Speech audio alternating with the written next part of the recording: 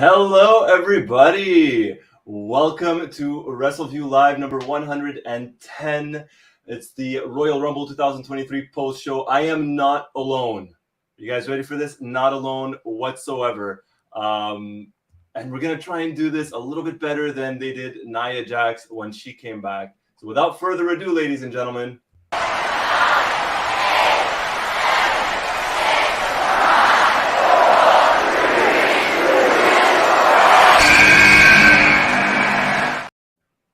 Hi, everybody. That was a fun entrance. That was a good one.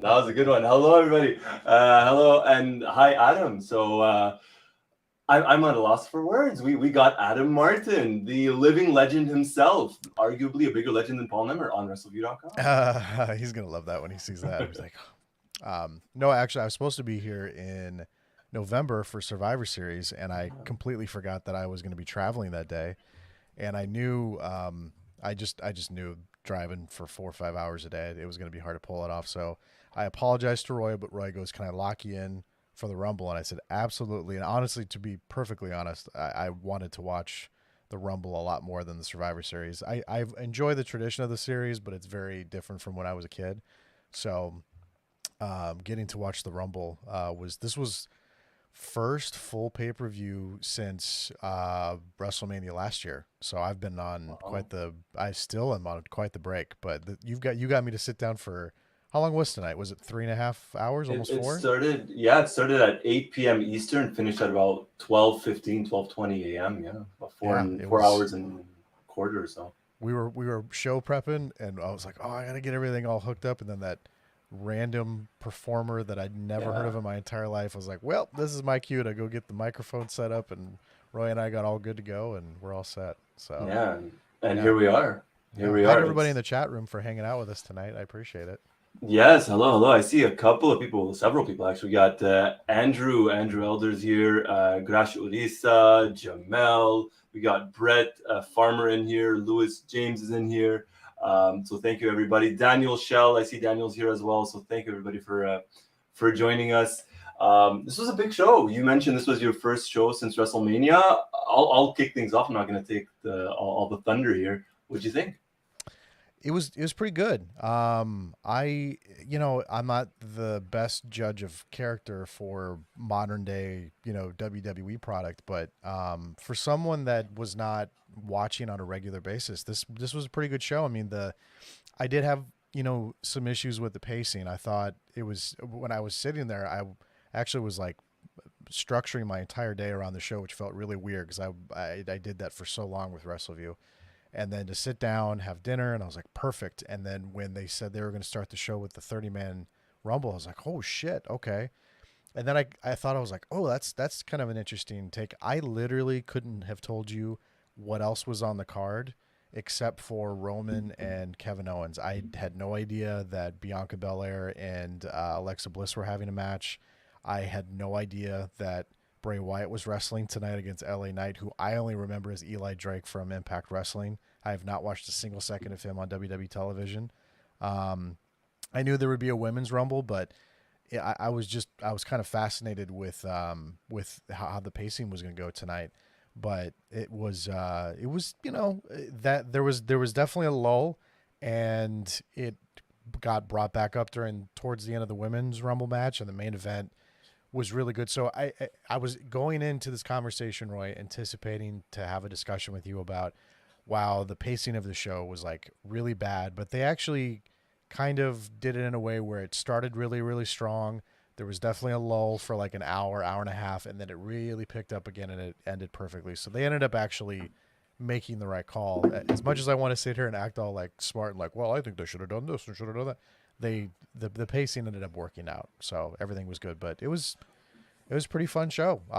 This was my first Rumble since 2019, and I remember, I want to say everyone really hated 2019's Rumble, and then subsequently every year after that, I would see, oh my God, worst Rumble I've ever seen in my life, and that's kind of the thing I always continue. I saw people saying it tonight too, that they thought tonight sucked, but that's just that is what it is with wrestling fans. But it's pretty good.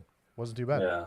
Yeah, that's wrestling fans being wrestling fans, and usually you kind of mentioned it about the Rumble. It's usually a safe bet for the most part, right? You're bound to get a couple of surprise entrances. So even if you haven't watched the show in a while, if the last time you watched was 5, 10, 15, 20 years ago, you'll have recognized Booker T, for example, from tonight. Absolutely. Right? So there's always that element of surprise, and it was fun. And the pacing of every match, for the most part, except for the two, or the Pitch Black match, which was, wow, we're going to talk about it in a little bit. But I thought both Rumble matches were, well paced. I didn't think the women's was that bad. I know there were a lot of female superstars in that match that, I didn't know of too much from from NXT, but it was still fun. And people are always going to bitch and complain for the sake of bitching and complaining. And if I just take a look, yes, absolutely, guys. So please like, subscribe. We're doing a lot more videos on the Wrestleview channel, so make sure to hit the like button, subscribe button, notifications button, all of that stuff. And I'm gonna steal a play from Mike Tedesco's playbook, Mr. Raw himself. Adam, let's kick things off. What was your favorite part of the show, if there was one? Real quick, congratulations to Mike and Victoria, by the way. Yes. We'd be remiss if we didn't start the show. And Mike actually covered the show tonight, right, for the website? So yes, he did. Yeah, from the hospital. Yeah, props to Mike, man. That's a lot of dedication. So congratulations to both of them. I honestly am surprised I'm going to say this, but I think my favorite moment of the night, Yeah. I was going to lean towards Cody winning, but Okay. I think it was Rhea Ripley winning. And I am blown away by her, man. Like I tweeted something right when the women's Rumble match started. And after the first like 5 or 6 or 7 entrants, I'm like, wow, she's like the only standout performer right now. And Yeah. I don't watch Raw and SmackDown at all whatsoever. I get things that trickle into my social media feed, so I can't really escape it. It just pops up. And all like the mommy stuff with her and her like messing with people on social media, and she loves it. And the stuff with her and Dominic Mysterio, and I've seen clips of that stuff. But like she's completely embraced the attention that she's been getting over the last year, I've noticed. And like she's just so like it just dynamic. Like you look at, like, obviously she's got a really, really unique look.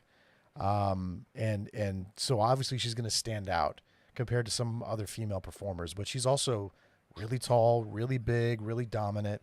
And there's other female performers in this company that can match that, appearance and that size. But there's something that she does that reminds me of the stuff I was seeing with like Becky Lynch when she was making that transformation into becoming the man, where like she would just do like subtle mannerisms in the ring, and she would look at the camera, or she would say something, or she would just, that Rhea is just really, really exceptionally good at that. And you can be a really, really good professional wrestler and know how to like hit your spots, not screw up, but it's really, really hard to teach someone to have charisma in professional wrestling. And Roy knows exactly what I'm talking about, because we see a lot of performers that are really, really good at wrestling, but they are the drizzling shits when it comes to promos, when it comes to being charismatic, when it comes to just, you just know when you're watching somebody cut a promo, you know when something feels organic, or you know when they feel comfortable, and you know when someone feels out of place. And when I was watching her tonight, she was just so comfortable in the ring. Even when she was selling for people, she was selling so well. And that end sequence where it looked like she was possibly going to get eliminated, and then she hit the flip on Liv Morgan, where she flipped her off the ring apron. Yeah, with the scissors. That was really, really well done. I was also, is it Raquel Rodriguez? Rodriguez. I had never seen her before. I was super impressed with her too. And the one thing that caught my eye too, and I was noticing a trend, and I had the Rumble on in my living room with my wife and my toddler, and my toddler has not experienced me watching wrestling before, because I stopped when she was like 1. She was just kind of like turning 1 when I stopped covering wrestling. So she was like really fascinated, like, what are you watching? What is it? She was asking me questions and stuff. And my wife made a comment to me that I thought was really interesting. She's like, wow, The Miz is still wrestling. Oh, wow. Sheamus, like, she remembered all these talents that I kind of stopped watching 4 years ago. And Right. the men's Rumble match was filled with a lot of mainstay and even talents that have come back. Whereas the women's Rumble tonight, I remember texting you, I was like, wow, Yep. I don't know a lot of these performers, and a lot of them are coming from NXT, but it felt like a youth movement, and it felt like fresh. And outside of the Nia Jax debacle, you know, I thought that was probably my favorite moment of the night. And I was a little aggressive with my tweet, but I called Rhea Ripley a fucking star, and I think she is. Like, she's just blows me away at her charisma, her in ring presence. Just watching her just sit there on the top turnbuckle and just like stick her tongue out and be like, "Yeah, I did this. This was great." That right there, just little subtle things like that she does, Yeah. that Roy has up on the screen. Like, it's just very very subtle things, and she's very comfortable with what she's doing right now. And that's when you know someone is really hitting like their stride as a performer, when they just do stuff so subtly. I mentioned it tonight too with Paul Heyman, when Kevin Owens did the suck it, and Paul Heyman did this big sigh and he looked over and locked eyes with Sami Zayn. And Paul Heyman is just so charismatic in that role and that ringside role, and you can see that with Rhea Ripley right now. So I would have to say that was my I going before that, it was the Cody moment, but then when that happened, I was like, wow, this is really cool. So I'm gonna go with that one for sure. Nice, nice. I'm glad you enjoyed that one. Yeah, it's. I know, obviously, you mentioned you haven't been watching for a while, but Rhea Ripley this time last year, we're heading into WrestleMania and stuff like that. She was tag teaming, I believe, with Liv Morgan or Yep. something. Like Yep. they were really doing nothing with her. Everything kind of switched when the whole Vince thing happened and Paul Levesque, Triple H came in, and they really tried to boost up the women's roster. Um, and she's been a star, man. She's been absolutely a star ever since joining that Judgment Day group. And that started off really, really badly. And everyone's benefited, but no one's benefited the most as Rhea Ripley. You know, Dominic Mysterio, the whole he's been in prison. I don't know if you've seen those memes, if you've seen those I've seen pictures. them, yeah. They were Even funny, and he's gone over. even he was when Pat McAfee was like, "This kid stinks," and Michael Cole was like, "This little shit." Like, I haven't seen a lot of Dominic. My only real exposure to Dominic was watching a video of him going into his dad's house on like Thanksgiving and beat the shit out of him.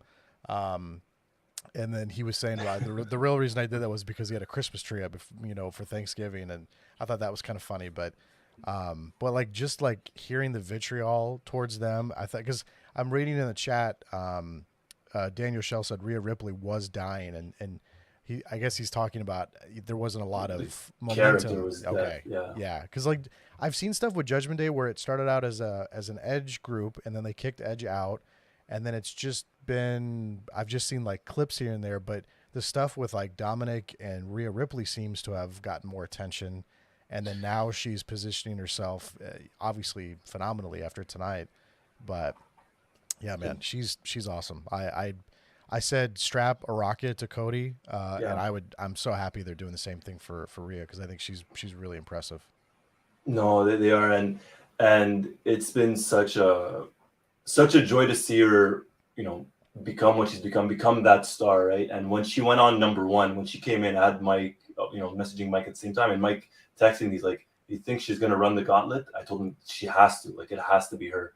And I'm so happy they had her come in as number one, because the weeks leading up to the Rumble, the only hype to the Women's Rumble was Liv Morgan saying she was going to come in as number one and win the Rumble. And that was like the recurring joke for a couple of weeks, was that Liv Morgan, Liv Morgan. So when we had Rhea Ripley come out as number one, I thought, okay, if they do this, if they actually have her come out as number one and win it, this is as big as they can go with her leading into WrestleMania, right? Like, it can't be any bigger. Her coming in as number one is better than her coming in at number 2, 3, 4, 30. They did the same kind of thing with I want to call him Walter, but with Gunther, with yeah. him starting out one and then lasting all the way to the end. Like, they definitely, like, that was the goal tonight, was to like show that like Ric Flair, Royal Rumble '92, like, Charisma. I'm gonna be in this whole match forever. I was just looking at the chat as you were talking. Quentin said that at the Rumble press conference, Ripley said she had to pop her knee back in during the match. So that sounds absolutely terrible. So hopefully, I mean, obviously there's time now between this in Mania, but hopefully she's not seriously injured, because I'm reading in the chat too. As we were talking about her, it was Eastside Reviews and somebody else, Jamel, Andrew, yeah, Jamel. Jamel, yeah, they were saying that she had a match with Charlotte in 2020, which I didn't see. Yes. And then they said after that, like, she lost, and there was just like lack of momentum, and then so it's almost like it's kind of coming back around a little bit for her as a character on the show. So that's good to hear. So I mean, I'm obviously not an expert to be. I'm sure you saw much more of that than I did, but Yeah. it's cool that it's coming back around. No, it is. And what happened with that year, that was the year of the pandemic where they had WrestleMania and the Performance Center. And Charlotte won the Rumble that year. And instead of going for the Raw title or SmackDown title, she went for the NXT title. Okay. And that's when, that's when Rhea was the NXT champ. So it was nice to see Rhea get that exposure at the time. And we're like, okay, so if Rhea gets this win against Charlotte at WrestleMania, it's going to be a big thing. They did not go down that way. Charlotte got the win. And since then, it was like they didn't know what to do with Rhea. It was like one thing as a tag team, and I was like trying to turn her purely face, and there's nothing. And it's crazy how much, in wrestling, and this, Adam, I was gonna say Mike. Mike just texted me, but this, having watched wrestling for, I think it's fair to say, most of your life, right? I think it's fair to say. Yeah. It's crazy how that 6 months, how these past 6 months just completely changed her career, to be honest. Yeah. No, it's impressive. And I loving everything about her. So strap a rocket to her, man. Absolutely. And it showed that she can go, right? She has the endurance, because not everybody could last that full hour, and she did. She did really, really well. And there was a lot of when I was kind of like, I felt kind of like an asshole after I tweeted that, because it was basically just her, and I was just like so focused on her. I'm like, God, man, she's just like standing out so, like all these other girls are running there. I'm like, I don't give a shit about any of these girls. I was just like focused on her. And then like when Bayley walked out, I'm really enjoying heel Bayley, because I'm completely just used to babyface Bayley with the streamers and all that dumb shit. Yeah, the wavy hand people, which I loved in NXT, and I still loved it on the main roster. But I've not seen I've seen clips of her with Dakota Kai, and who's the other girl that's with her? Io Sky, Dakota Kai, and Bayley. Yeah, I've seen like clips here and there, but like asshole Bayley, like grabbing somebody's sign and tearing it up, that was funny. And then watching like Becky walk with a purpose down the ramp, like that was, so I was like, okay, now it's picking up. But like, oh boy, who thought it was good to bring back Nia Jax? Like, I'm usually not this person that says this line on a podcast, but like I know she's a pet project from NXT days, and I'm sure Triple H has like a soft spot for her, but like she has a proven track record of hurting people pretty badly. And I saw she already has a t-shirt for sale, so apparently she's back.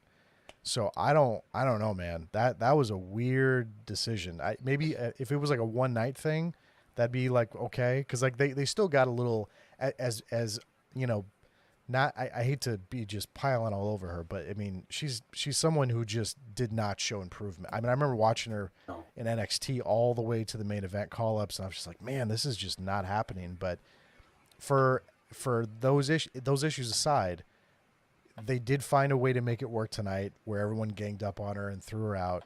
But like, oof, like they just maybe they felt like they didn't know where to go. Like they needed that like surprise, and they just didn't really have someone on the roster, and they didn't want to throw like a Lita or a Trish Stratus or in that aspect, I understand maybe why they went that direction. But she's just someone who man, just has not developed well ever.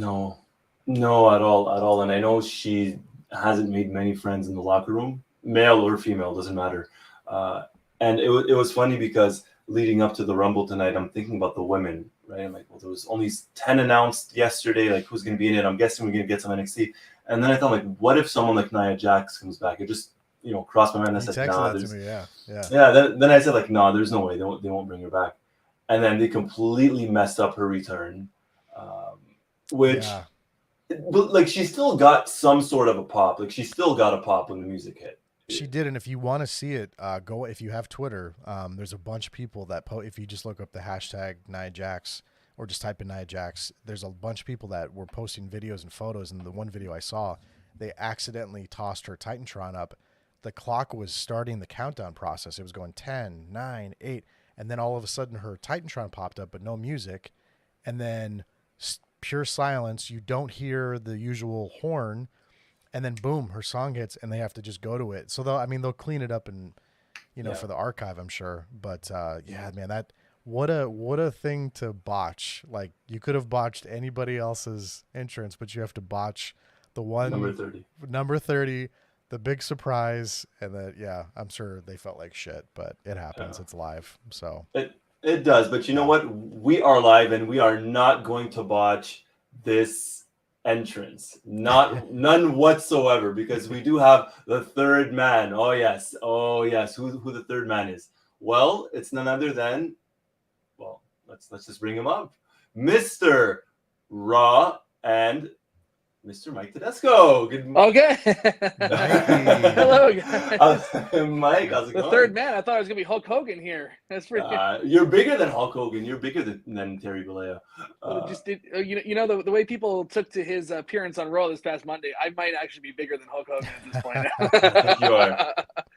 I'm just not making any, tapes or anything that are going to get me in trouble. So not yet, at least.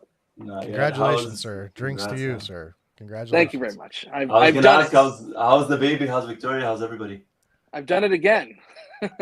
Again, another baby. Congratulations. Combined a minute of total work, I think, between the two, and it's going to cost me about $500,000 to $1 million lifetime for 2 kids.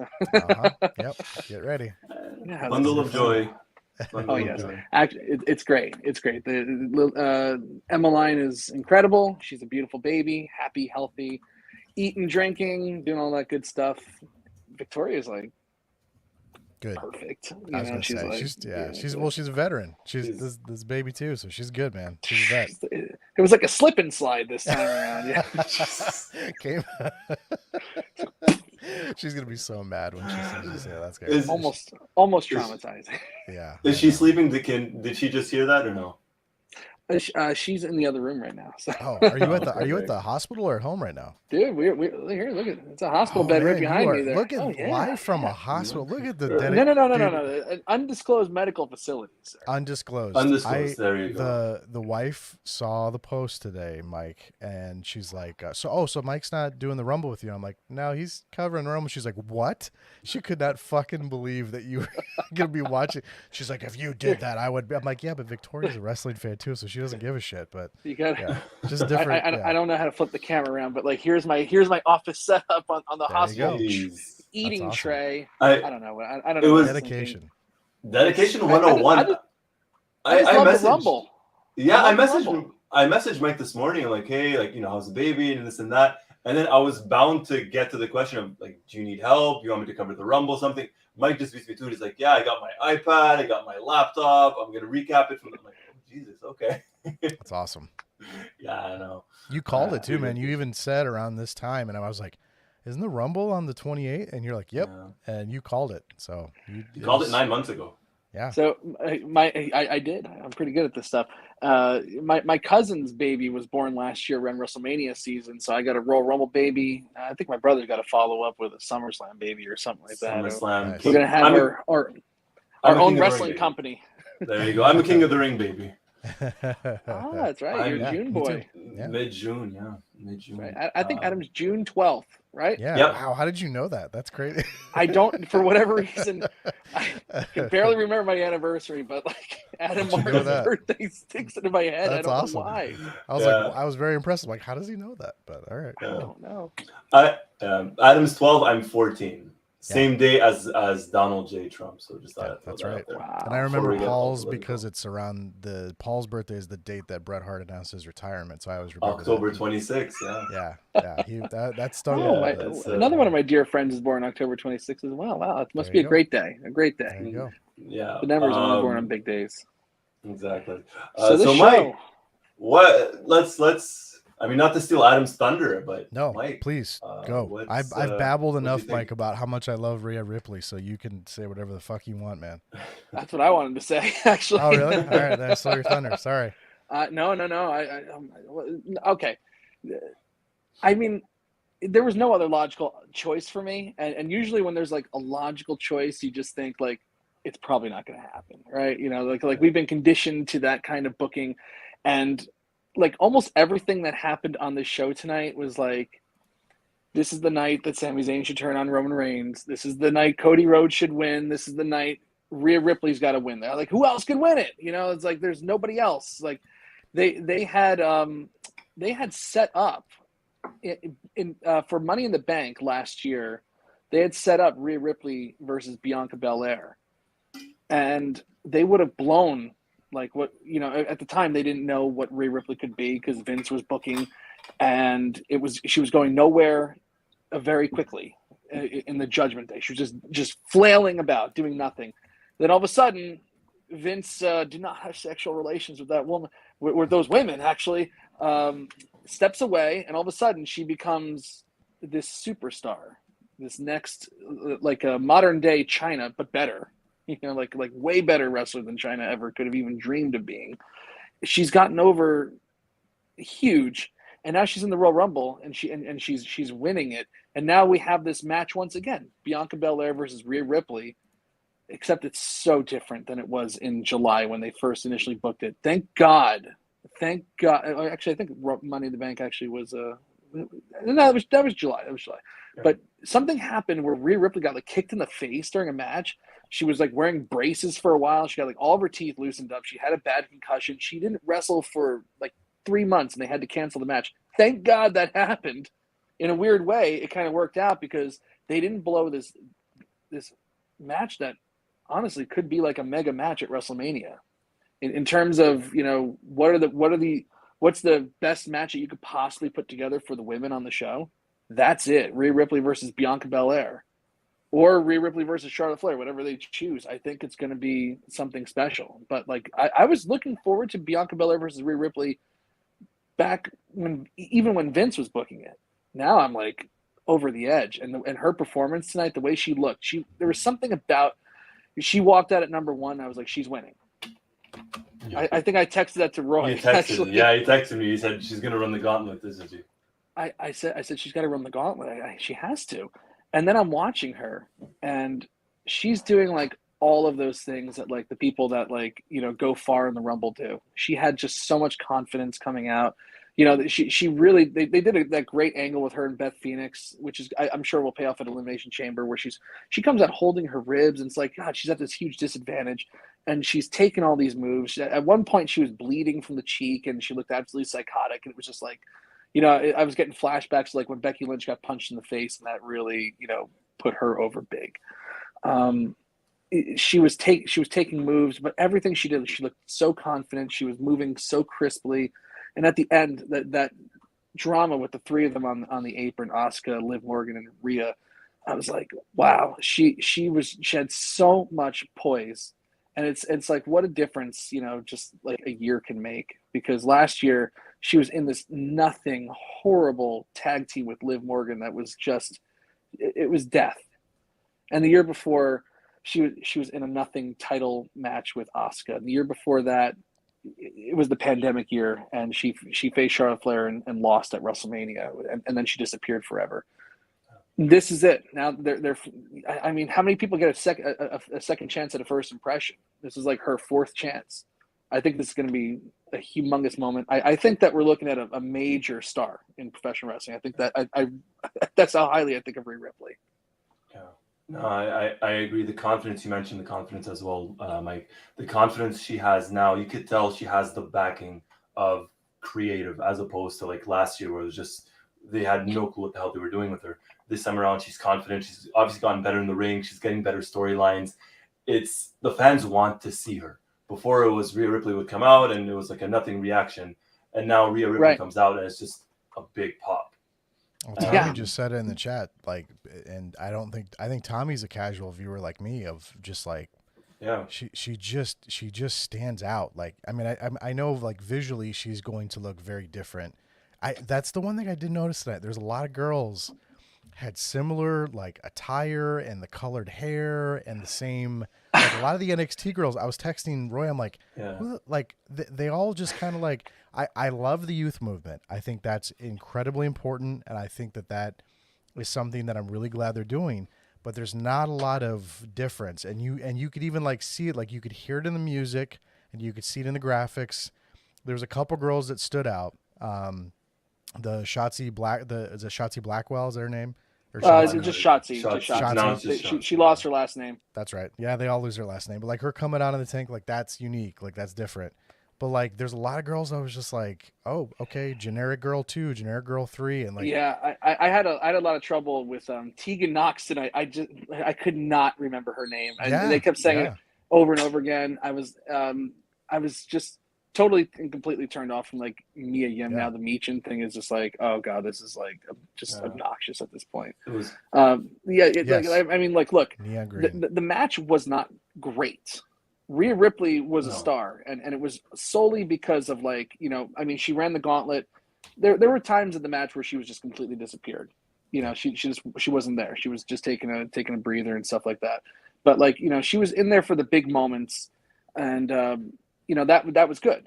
That, you know, that especially that stuff on the apron at the end, that made it good. But for the longest time, I mean, like at the end when Nia Jax came out at number 30, there was 11 people in the ring.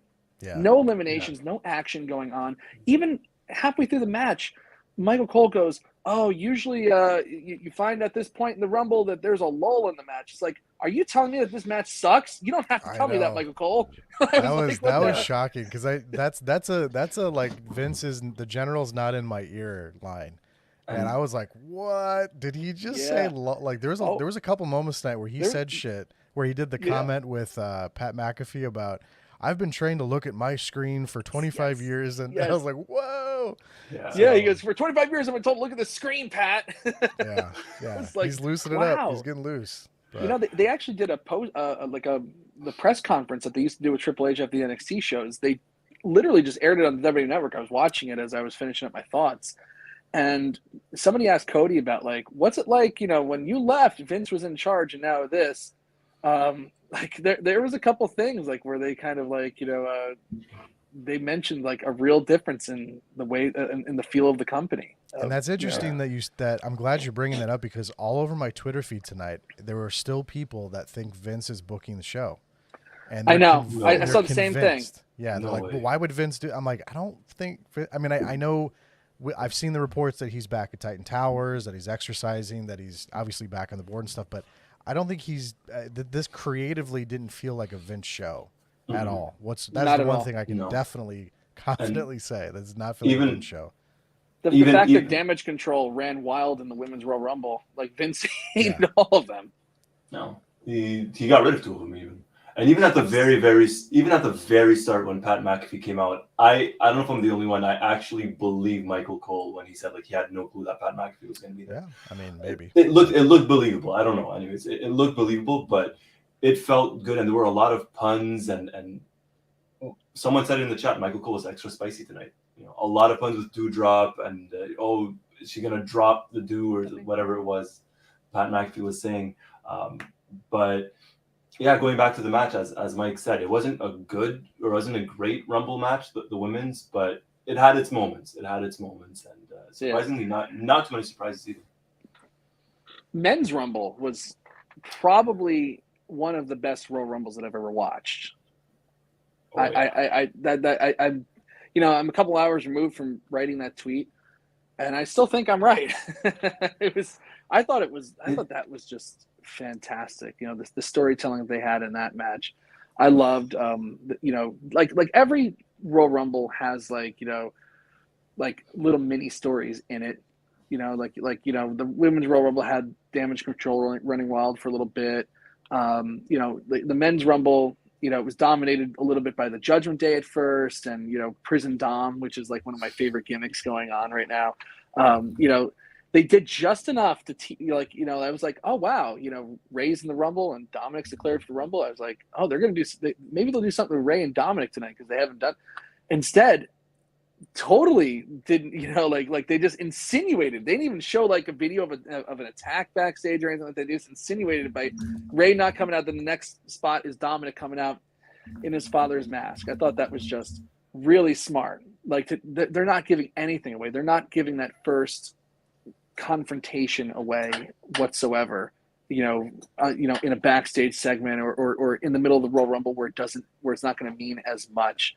It harkens back to like that old Undertaker Kane thing. I will not fight my brother thing. They're going to drag this out. It's been a while since they've been together. They did those fun digital exclusives for like Thanksgiving and Christmas, which I just loved. Dominic getting arrested and Dominic beating up Ray in that sense, but they didn't touch that too much. I loved Brock Lesnar coming out and just smashing that table with the steps. I loved Bobby Lashley, getting the back. Like I feel like last year they teased us at the Royal Rumble with Brock and Bobby, but the story was never that. It was always going to be Roman Reigns. So, there's not many Brock Lesnar dream matches that are left, right? Bobby Lashley's that guy. Like we're getting a chance again, another second chance at a first impression to do this right. That's going to be a big time WrestleMania match. Yeah.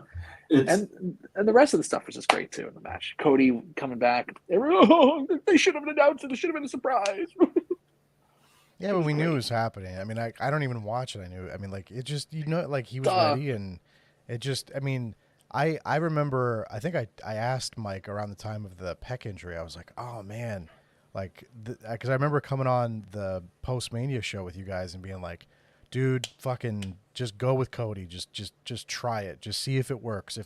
Give it the summer. And then when the pec thing went down and I saw that, I texted Mike and I'm like, oh no, what's gonna happen? And at the time you were like, I don't know. Like they're gonna have to figure something out. But it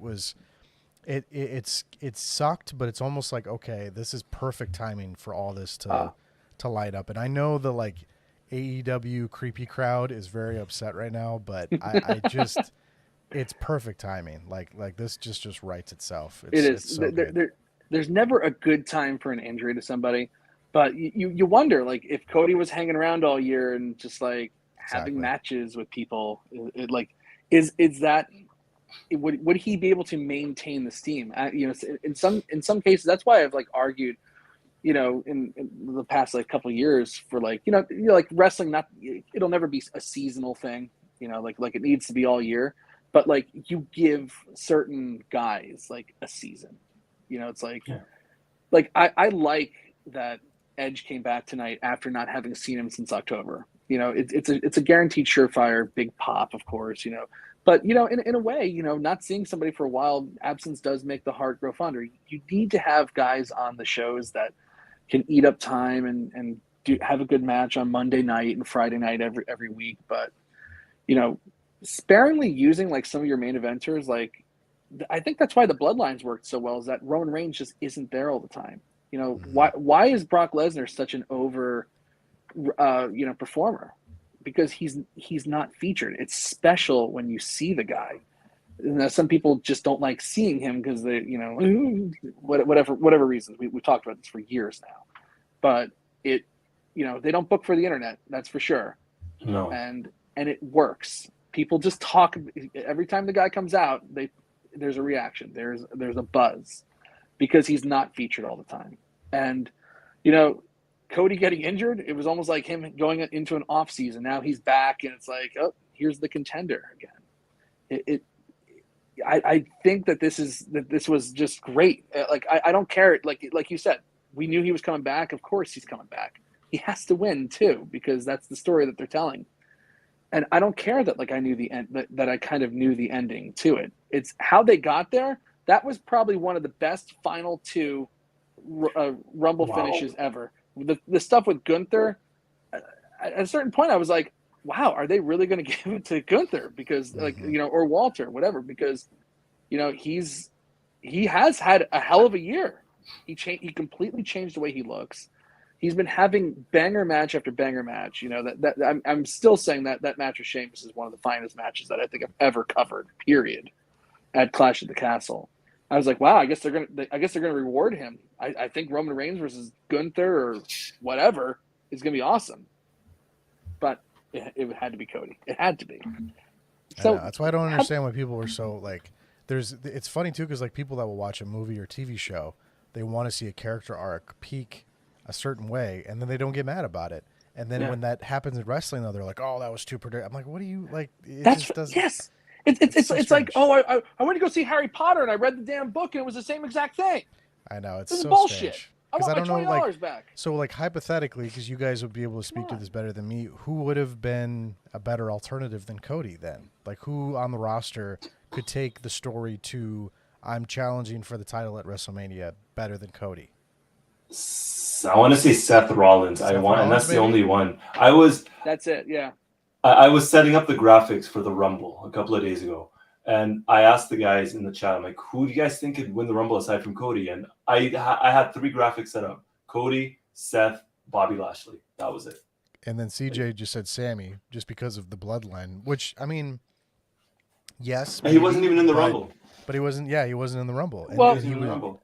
Yeah, and also, I mean, like storyline wise, it just like why would Roman Reigns make that like his final test to like, oh, go win the Royal Rumble and then you like You have to face me at WrestleMania. It's like whatever. I mean that'd be hard to promote too. It's like it's like it's like promoting Kevin Nash versus Hulk Hogan and telling everybody it's gonna be the finger poke of doom.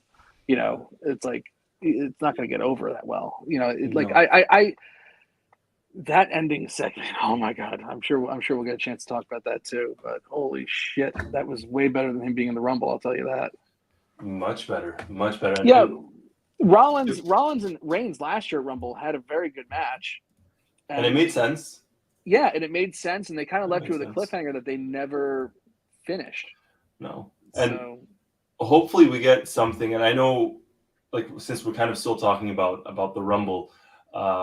Mike, you mentioned it. I want to talk about this guy for a second right here. Gunther. This visual, if they really want to push Gunther, have him in a match against Lesnar at WrestleMania instead of Bobby Lashley. Right? Instead of Lashley versus Lesnar, have him get the win, push him, because the fans are behind him. The fans are behind him. You said he's having banger after banger after banger after banger. I was very happy for him. And I know that's a Triple H call because I know Paul Levesque loves the guy. Oh, yeah. I'm very happy for him. He broke the Royal Rumble record tonight, in terms of most time spent in the match, like whatever, like these arbitrary numbers that like people keep track of. Fake. It's okay. It's just incredible endurance to do it. And it wasn't like he, not to impugn what Rhea Ripley did tonight, but it's not like Gunther was taking a breather or disappearing for any point in that match. No. He was taking like choke slams like Damian Priest at some point. It was like, Jesus, like he was doing I think he was taking moves from Ricochet. It's like, come on, like he did busy. Everything. Yeah, he was very busy. You mentioned Ricochet and Logan Paul. Or is it Logan Paul or Paul Logan? Oh my God, yeah, Logan Paul. Oh my God, what a spot! It's funny too because like on Twitter, people were just shitting all over Logan Paul. And they were like, "Oh, great! Why the fuck is he in this match?" And then when the Ricochet spot happened, everyone just was like, "Oh my God!" Dude, there's one consistency that it just never goes away, and that is the wrestling fan on Twitter that will just switch on a dime. And I was watching it play out in front of me. Yeah, there's a spot right there. That was an awesome spot, and Logan is so talented in the ring. Like when all that shit started hitting my feed when he had the match with Roman Reigns, and I was like, oh, this is interesting. So I watched the majority of the match. And I was like, holy shit. Like he really picked this up. Like there's not a lot of people that could come in and pick it up as well as he did. But it was funny that people were like shitting on it. And then it ended up being like, yeah, maybe he was in there longer than people expected, but they didn't have him. He wasn't like, I mean, yes, he was in there towards the end, but they weren't going to have him win the fucking Rumble. But it was just funny to watch people like, oh my God. Well, it was great. Because, you kind of forgot that he was in the match. And then when he popped in and eliminated Seth Rollins, I mean, the place, they wanted to kill the guy. And it's like, that's not like the X-Pac heat stuff. That was just like, that was awesome. That was really, really strong. They hate this guy. You know, it's like I remember like when he came in. Remember they were initially trying to make him a face, like really, really trying hard. Yep. They even brought him to his home state, and he was like, "Oh, I'm the wrestling champion here," and they were still booing him, and he's like, "Come on, man." Now it's like, I don't know. He embraced it tonight. He was doing all of the machinations and the mannerisms. It was fantastic. Well, He is a great professional wrestler. And didn't he blow out his ACL? Yes. ACL in that Roman match at Crown Jewel. ACL, that was November? ACL, and MCL. I think it was like just totally He ripped did his knee both. apart. Oh my good lord. Okay, well it was in November. Crazy. Jesus. And he was taking those flips today and then making those jumps. That's fucking crazy. That's ridiculous. I don't know that springboard and they just smash into each other midair. I've never seen anything like that before. The timing too. Like I remember watching them when they were talking shit. I'm like, ooh, they could really screw up the timing here.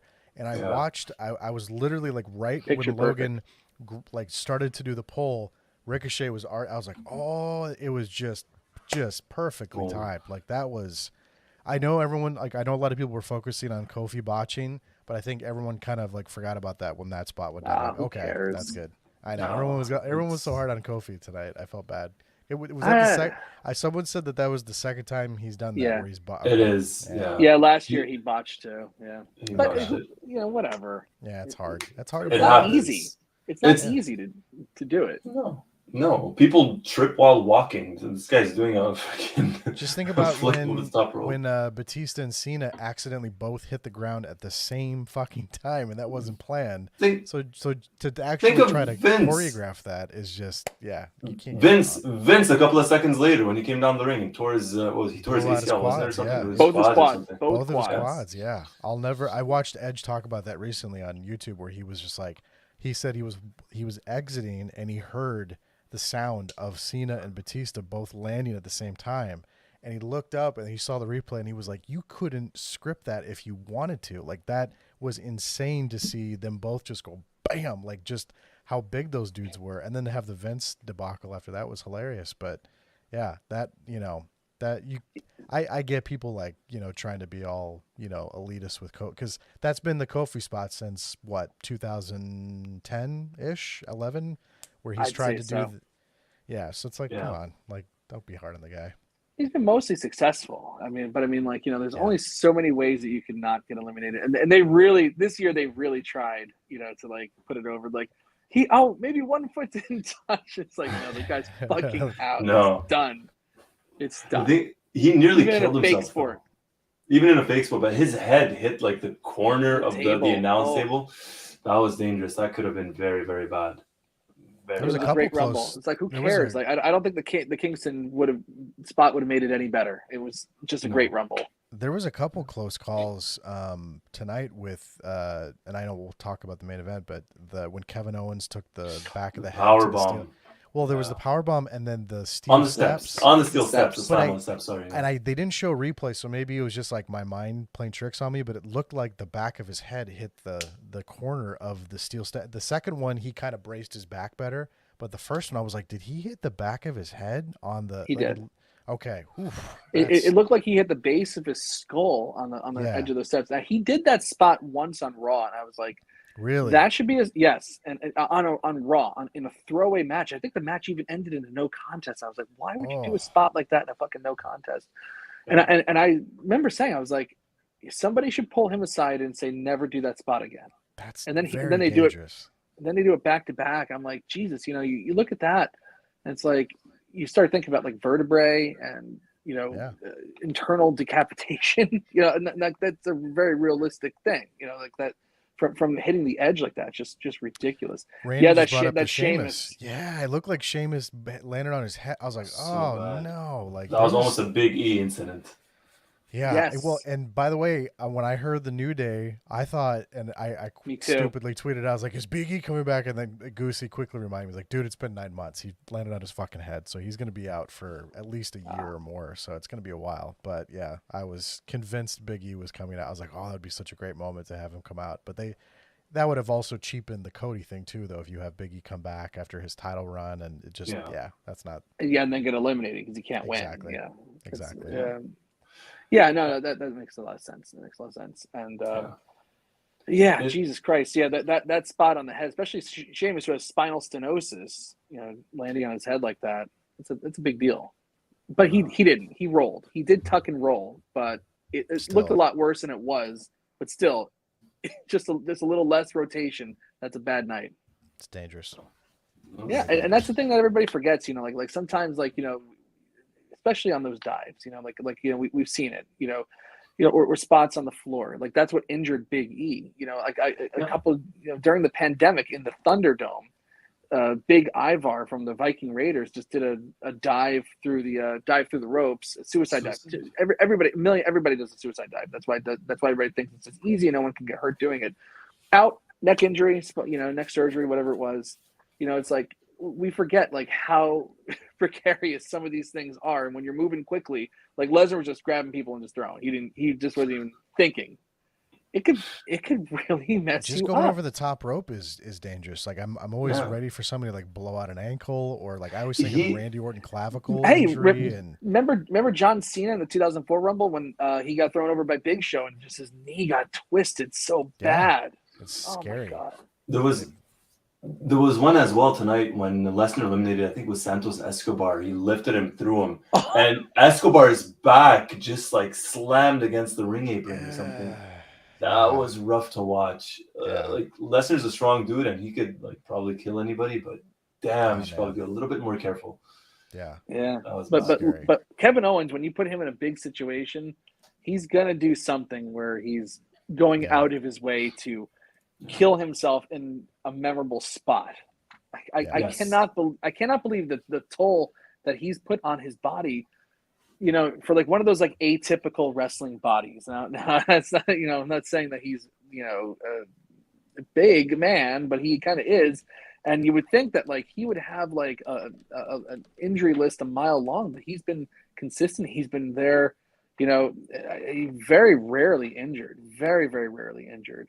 But he takes these gigantic bumps. Like at some point it's going to catch up with him. And you just, you hope it's not on the next big match that he has. It's somebody really got to pull that guy aside as he inches closer to 40 and say like, maybe not the edge of the steps spot ever again. Like even for the Roman Reigns thing, it didn't need it. Like the handcuffs were enough. Yeah, but hell of a match. We should talk about that match, by the way. That's a good segue then. Yeah. That's perfect segue. It's like Mike's a professional. He knows what he's doing. When it's almost as if he's done this once or twice. Almost. I do it. Yeah. So main event. Mike, you got it right. I got it wrong. I said the men's rumble will go on last, or I preferred it to go on last. You, the seasoned vet, said no. The main event is going to be the Universal title match, and it was. And we expected something big. And at one point, we thought maybe it's The Rock, maybe it's not. Regardless, something was bound to happen, and something big happened. And we got two big things because it wasn't just one person leaving the Bloodline; it was two, and there was a lot to it. The big news was Shakespeare came back from the dead here. It was there was like some kind of like Shakespearean tragedy like involved in this whole entire thing. Like, Sami Zayn watching his longtime friend and nemesis being beaten down, and oh my God, I mean, like, like how there was always that rumor that Kevin Dunn just is like this like bucktooth fuck directing these shows that just it's like who takes himself way too seriously and really thinks that like the drivel that he's been directing since the late 80s is Emmy award winning stuff. Well, my God, Kevin Dunn might get his Bucky Beaver wish because the acting in these segments is next level. I don't think I've ever seen such good acting in a wrestling storyline. What a story they told tonight without having to really say much of anything. Oscar worthy. Unbelievable. It was a movie. It was like watching a movie or a TV show where it was just, and I'm not even in that. I think that what I thought was the best part, is that I'm aware of this. I've been aware of Sammy's little Usi segment. I've been aware of him breaking them on television. It's crossed over enough to where it's hit my feed. I'm very aware of it, but I've not been watching like the week to week progression of it necessarily. But the fact that they were able to do that so well and tell that story, and the reaction that got when he hit Roman, and both the Usos were like, "Oh no!" And then I think it was Jay was the one who just completely bailed and refused to hit Sammy and go out like that. Yes. Was just, I mean, I famously will be like, "Yeah, this is a good show, Mike. This is a good show, Roy, but I'm probably not going to watch Raw." I actually kind of want to watch Raw now and see how that plays out. I'm like, "Oh shit!" Like, it was good. Watch out, Mike. I think Adam might be coming back for that Raw recap spot. Mike's like, "Take it. I don't want it. You can have it."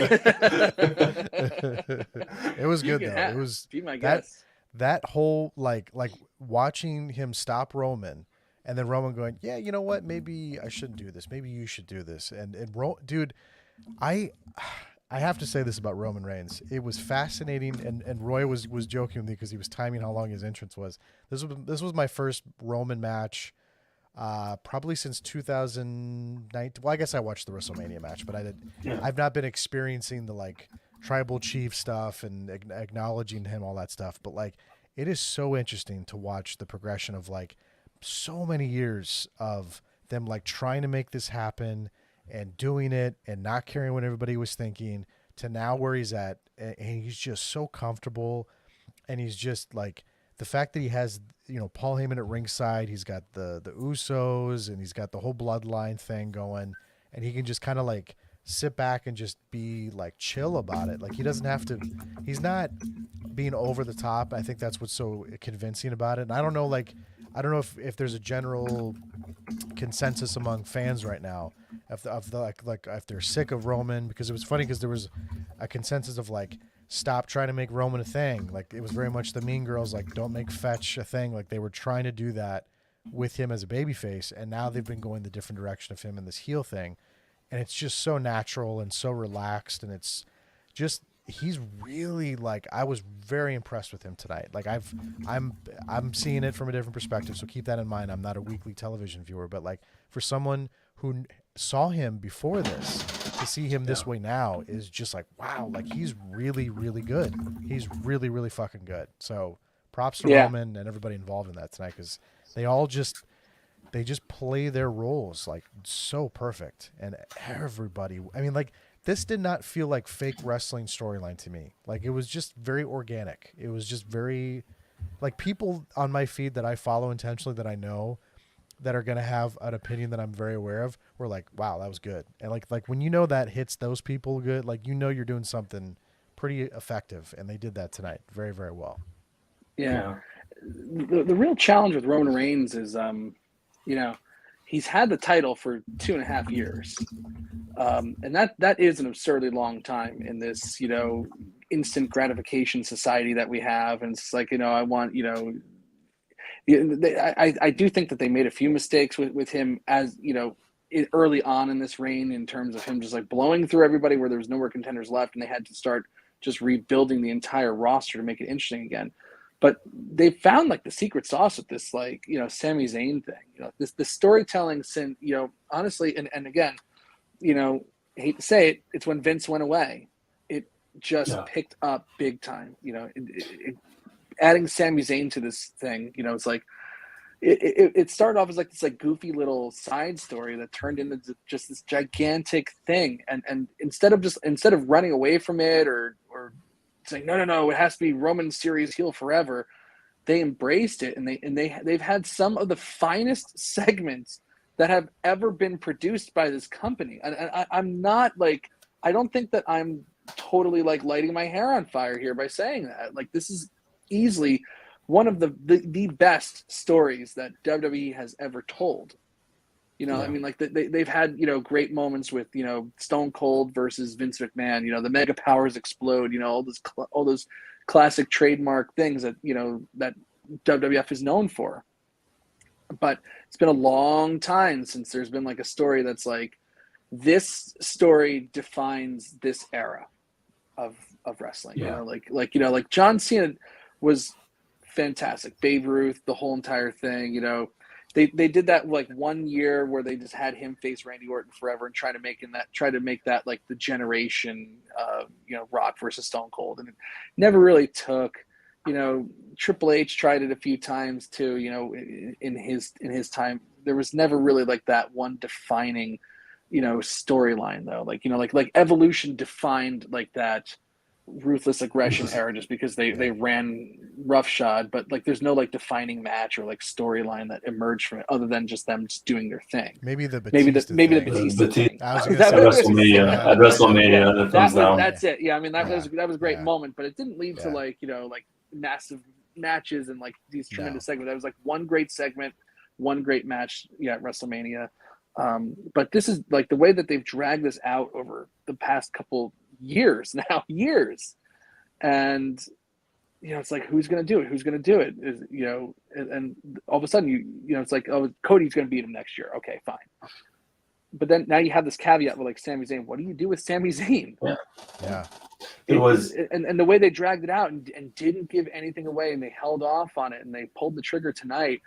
Even like Roman Reigns having his arm around Sammy's shoulders, and like kind of manipulating him, making him watch like what they're doing to his friend, and the whole thing about like he was talking too. He was like just like he wasn't yelling, but he was like, watch this. I was like it was just so like that's like a masterclass in like just effective delivery. And it was interesting too when they put Kevin in the handcuffs.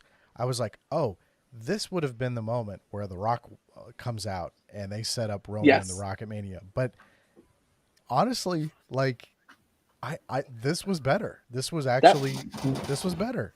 Right. When he stepped in between them, like that right there was just enough for me. And if they did nothing else, or whatever, like I think that would have been extremely effective, because just that was just like enough. It was like everybody was waiting for that. You wanted to see it, and it finally happened. And again, like Rock coming out, that would have been like, then you would know Vince is booking again, because it's like, yes, The Rock is going to come out, have that one match, and take away another spot for another freaking year. Yes, they'll get a great buy rate, and everybody will say that the ends justify the means. But then all these other guys have to go to work for the next 11 months in this fucking place, and try to say that they're over, and they just got beat out by a 52-year-old guy. It's like, come on, enough. I think we got to get over this pipe dream of like The Rock. That is not the answer here. What they did tonight was a great step in the right direction. Of you got to take the guys that are on your roster and go with it. It's like, like in sports, you don't get to keep bringing back Babe Ruth every freaking year. It's like, Babe Ruth is like, he's dead and buried now. It's like you're still trying to dig him up and bring him back. It's like, no, the glory days are over. I feel like we hit that. Get behind your new people. It'd be like bringing Derek Jeter back right now. It's like, stop. I think we saw that like once the second Rock Cena thing went down. I think we were like, okay, like it felt actually like perfect timing in 2012, and then, well, I guess you could go back 13. You could say 2011. 12 was the first one, yeah. 12 was the first 12, one. 13. But technically, they planted the seed the year before, and they did the full year book. But like that felt, but like, not really. He was not around. He was not there. But the fact that was like, okay, Cena's been the guy for a while, but it was still like fresh enough. If you're gonna do it, but you're right though. Like even as much as I would probably tell you, I'd probably watch Rock and Roman, but you're right though. It's 2023. It's like, oh no, like we can't keep. You gotta move on. Like you gotta at some point just go like, okay, this is it. And this would have been the moment to do it, but it was better without it. Glad they didn't. There was an interview that Sami Zayn did. I don't know if you guys or anyone watched it, with Ariel Helwani. It was released yesterday. I watched it on YouTube, and Ariel asked him. He said, "Would something along the lines of, would we be getting Sami Zayn in the Bloodline if Vince was still in charge?" Somebody asked that. Wow. Ariel Helwani, yeah, and Zayn Helwani too. Really? Yeah, Ariel Helwani, yeah. Nick Khan's best friend. Yeah, and then Zayn very intelligently said, "Look, Sami Zayn was never on TV with the Roman Reigns when Vince was around, but with Triple H around, Sami Zayn is on TV with Roman Reigns. Is that a coincidence? I don't know. So a very intelligent answer by him. And I think it's true. I think, like you said, Mike, with Vince there, we don't get Sami Zayn in the bloodline, at all. With Vince there, you're probably getting Goldberg versus Brock Lesnar, Goldberg versus Bobby Lashley, and The Rock versus Roman Reigns, and Cody Rhodes is going to be facing Gunther, and it'll probably be a good match, but it's not like where he should be. It's and at the end of the day, there's no like thought to the future. It's just we didn't do a good enough job of getting these guys over this year, so now we got to go back to these guys. To get our buy rate, to sell out our stadium, because we have to look good to these television partners and stuff like that. Now it's like we have a viable roster here. We've talked about it for years. This is easily the most talented collection of people that they've ever had signed under their umbrella. Shame on you for not being able to get them over. Shame on you for having this roster basically at your disposal for the last 8 years, and you've only just now figured out how to really get them over. Yeah. It took Vince having to go. Exactly what, the internet's wrong about an astronomical, spectacular amount of things. But they weren't wrong about Vince. Vince is Vince, I'll never take away what he did as a businessman. And when he was on as a booker, no one was better. He really, that time in wrestling, that magical time of the 1980s, that golden era, and then again in the late 90s, early 2000s, it was a masterclass of booking. The guy was great. Even though he was kind of booking by the seat of his pants at some points on those Monday nights, against WCW. But my God, when he lost it, he fucking lost it. Really, at an embarrassing level. Just, ruining up and comers. How many people had their legs cut off from them? I'm not saying that some of the guys that didn't make it would have been major stars, but we'll never fucking know. Sure. At the expense of his own company, to put over a Goldberg or an Undertaker again, it's come on, you're chasing the past here. You got to this any form of entertainment's always future focused. You got what's next? What's next? You should always be asking that, and he stopped asking that for a good 10 years.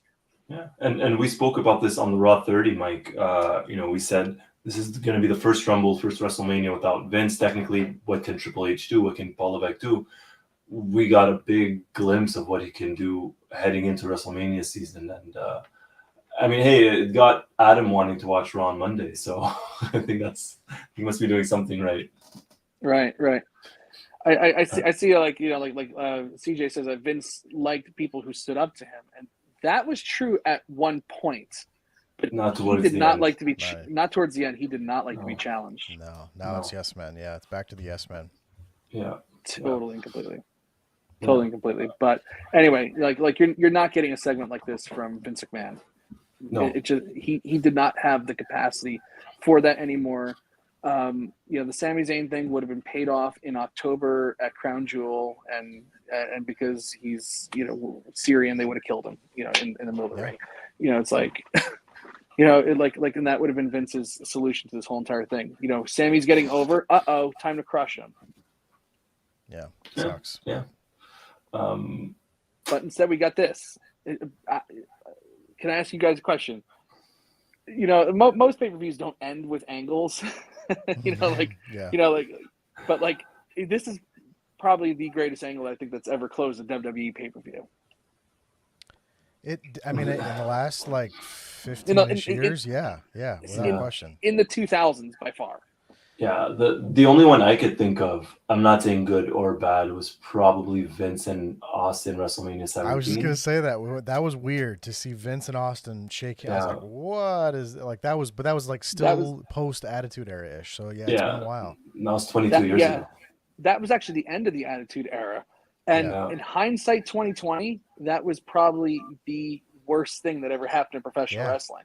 because they went right back to it. They were like, oh, well, that fucked up. And then I mean, it was entertaining for a while, but it didn't hold up. It didn't last. But you had The Rock going off to Hollywood for the first time. Yep. You had Stone Cold Steve Austin, who was still a very viable main event face, going heel.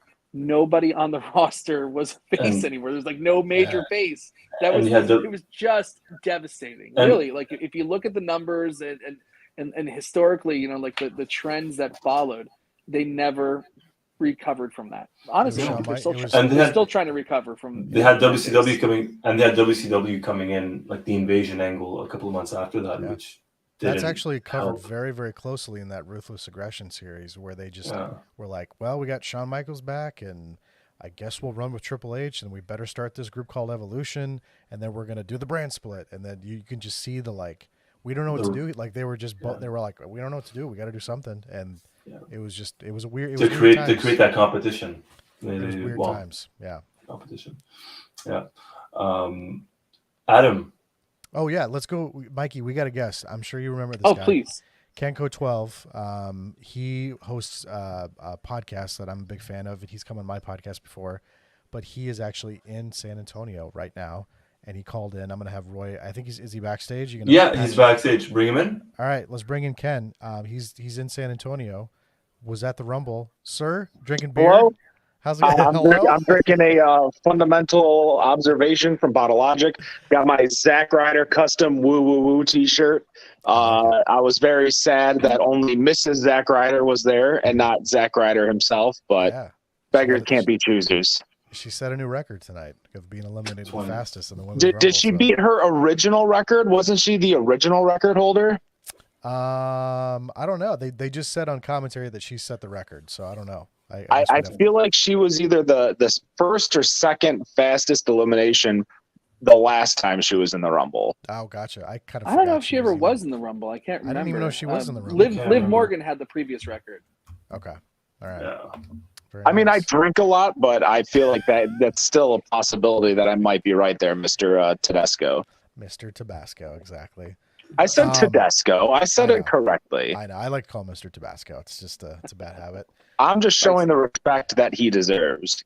So you, thank you, sir. You posted a photo. I think you sent it to me of Ken posted a photo online, posing and looking at the WrestleMania sign, which I think we did obnoxiously many times in Miami, and Mike has done it ever since he's been to Mania. But, but how was I guess the one thing I wanted to ask, and I think I was messaging Roy about this, and I noticed a couple people that were there were noticing the crowd was like absolutely spent after the 30-man Royal Rumble. Like it was just like very. So was it like that there too? Was it very quiet? Yeah, the crowd was basically dead until you got to the Women's Rumble. So after the Men's Rumble, so the LA Knight match, and then the Alexa Bliss, Bianca Belair match.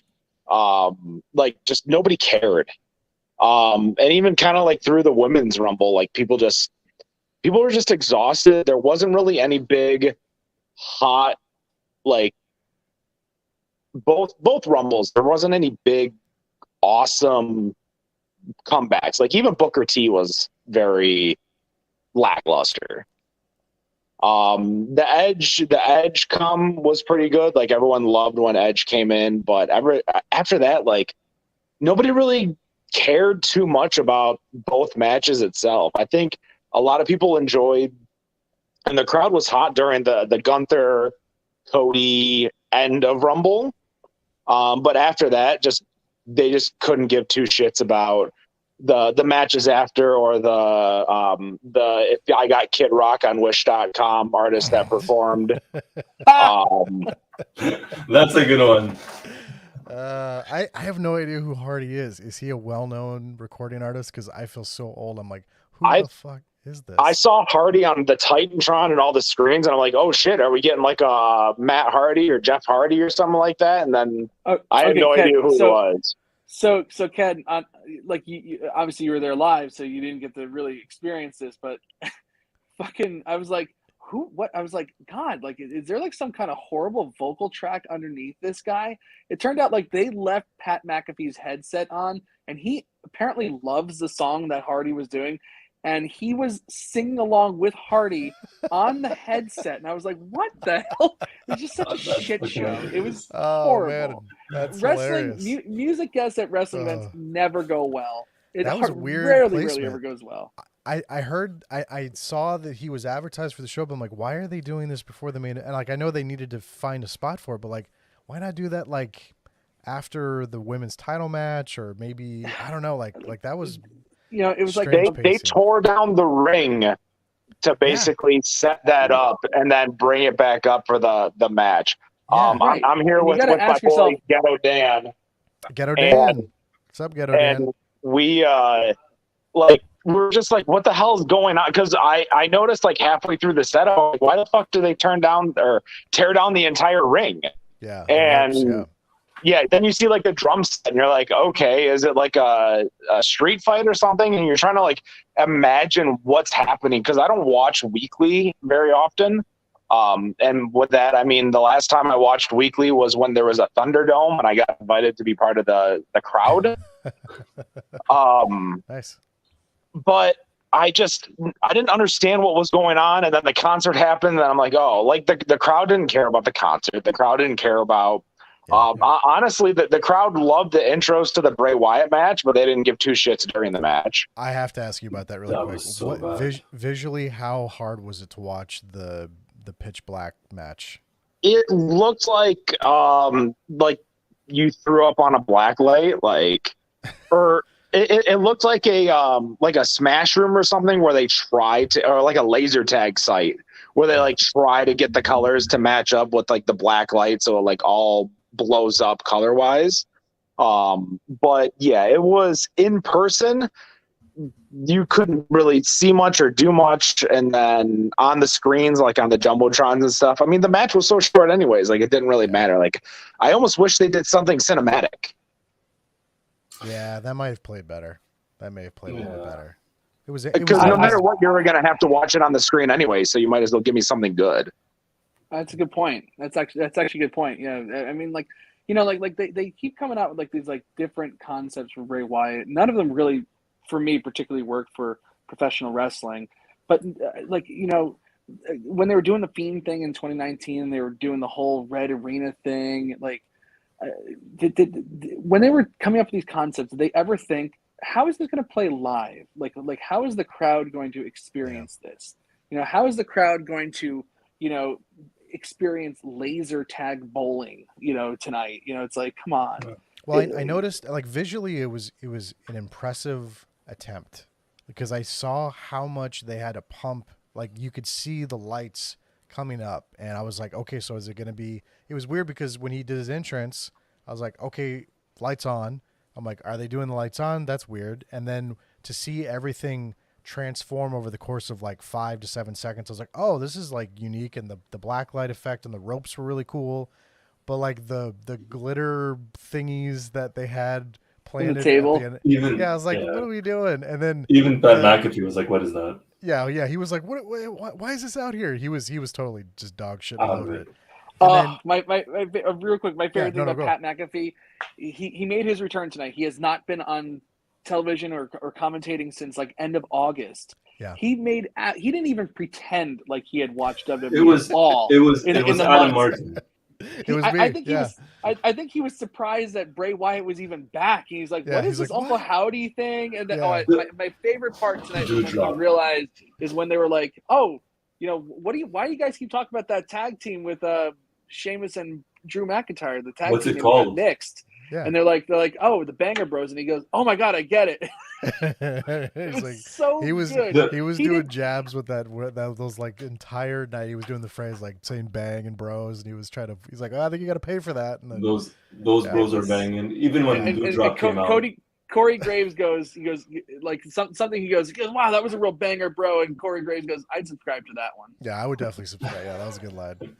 Ken, were you close to the spot where Uncle Howdy missed LA Knight by like 20 feet and then the pyro went off? No, not at all. Ghetto Dan here bought the cheapest seats he could find. So living up to the namesake.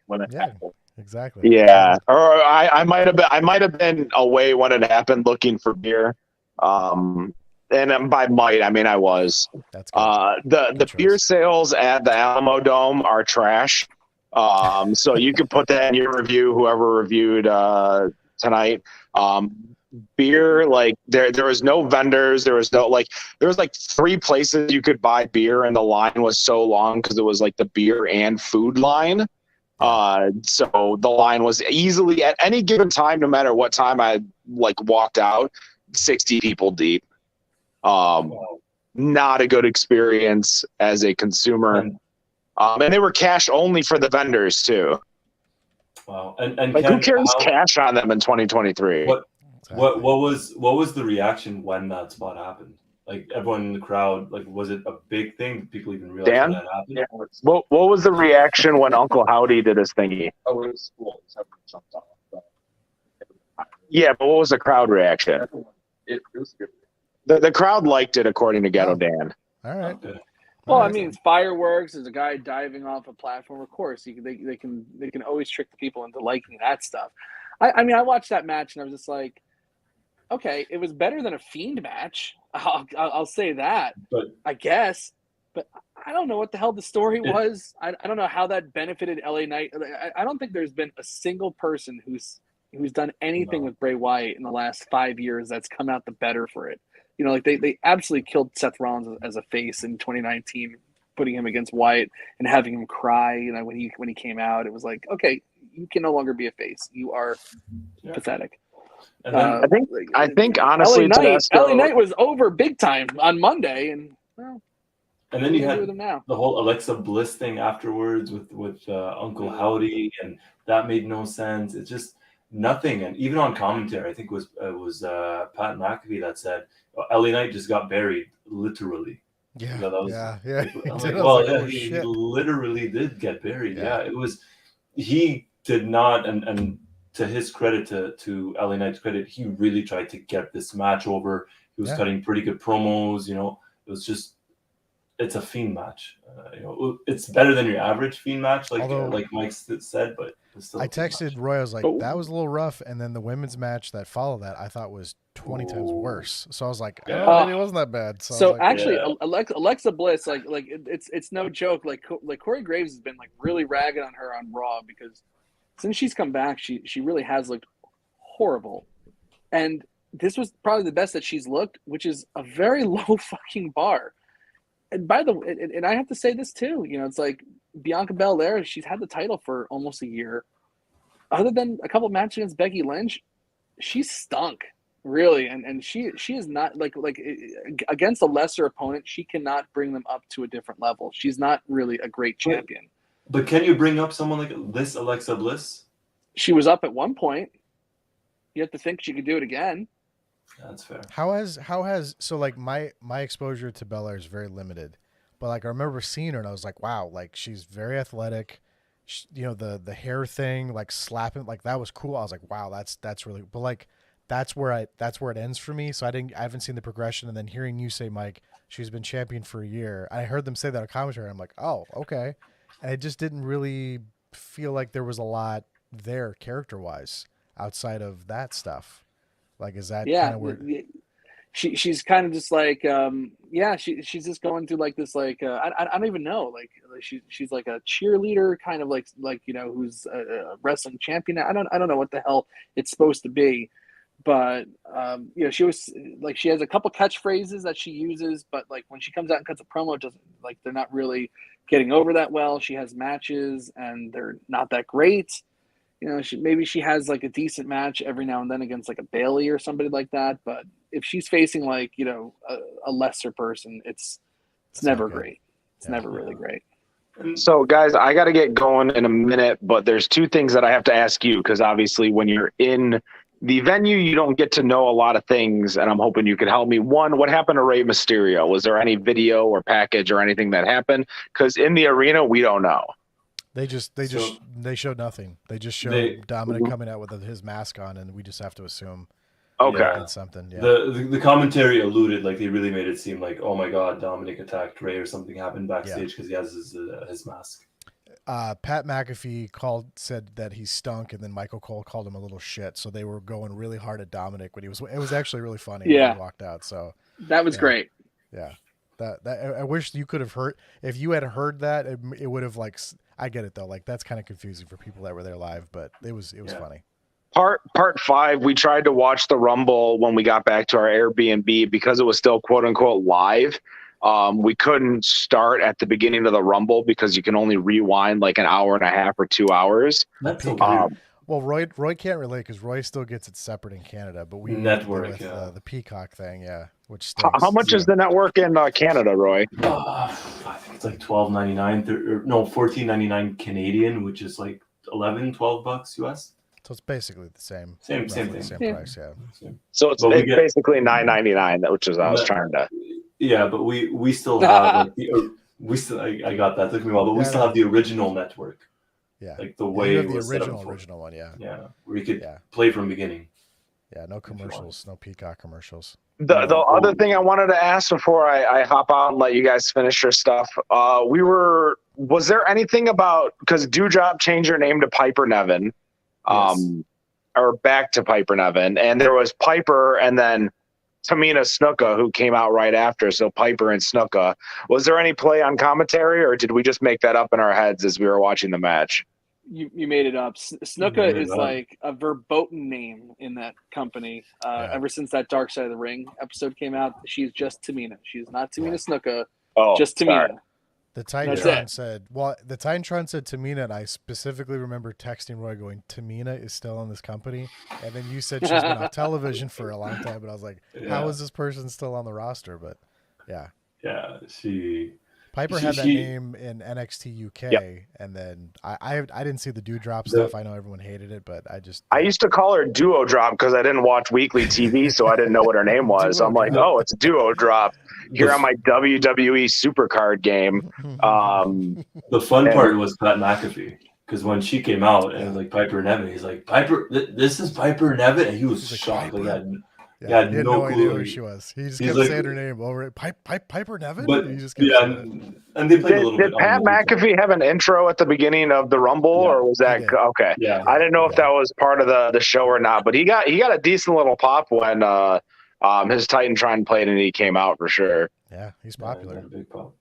He's a popular fan. So, gentlemen, I'm going to let you go. Thank you so much for letting me hop on. We appreciate it. Thanks, I will be your reporter when SummerSlam comes to Detroit, for sure. Oh, nice. I mean, that's a not a guarantee. That's as Paul Heyman would say, a spoiler. So we'll be in Detroit. Roy, I mean, you're in Canada, and Canada's close to Michigan. You come out here, and I'll take you out to all the breweries. Thanks, and I appreciate it. I'm in Montreal right now. I know you guys are close to Windsor, which is that's like a 7-hour drive. I've done it. Yeah, it's like a 6-7 hour drive. Just a 7-hour drive, no big whoop or anything. Yeah, you could take the train to Windsor. I could pick you up in Windsor, take you across the border. I'll drive it. There's no human trafficking in that. That's perfectly legal. Yeah. That's good. Ken knows his shit with his beer. Better on Draft is the podcast. So salute, guys. Cheers. Thank you. Cheers, sir. Take care, buddy. Ken also talks shit about politics with me sometimes as well. So I'd love to talk shit about politics. Yeah, it's fun. It can be my fun. thing. Yeah. Speaking about talking shit, let's. I want to continue because this made no sense to me. Where do we go? I guess this is more for Mike than for Adam. But what the fuck happens with this whole Fiend thing now? Where do you even go with that? After you just literally, I don't know. LA Knight. I don't know. I don't know. And it's like, hey, why does nobody know? I text Roy. I go, Roy, what's an Uncle Howdy? And he goes, I don't know. And then Mike, you cover every week, and you're going, I don't know. And like, does nobody have any idea what's going on? Nope. Like, nope. Okay. And Bray Wyatt came out tonight at that fucking press conference, and they're like, so Bray, like, what do you think about how, like, essentially they asked him, like, how do you think people are embracing this latest thing you're doing? Iteration, he goes, well, some people aren't gonna, are think of this as like a sport, and they don't like, new concepts. He goes, it's a concept, and we're trying it out. It's like, I like new concepts. I like things that fit in the parameters of the genre. Like this is like, and some people jump and say like, oh, but what about the Undertaker stuff? You like that? It's like, no, I didn't really like the Thunder and the Darkness, the Dark Prince or whatever the hell they used to call him or whatever.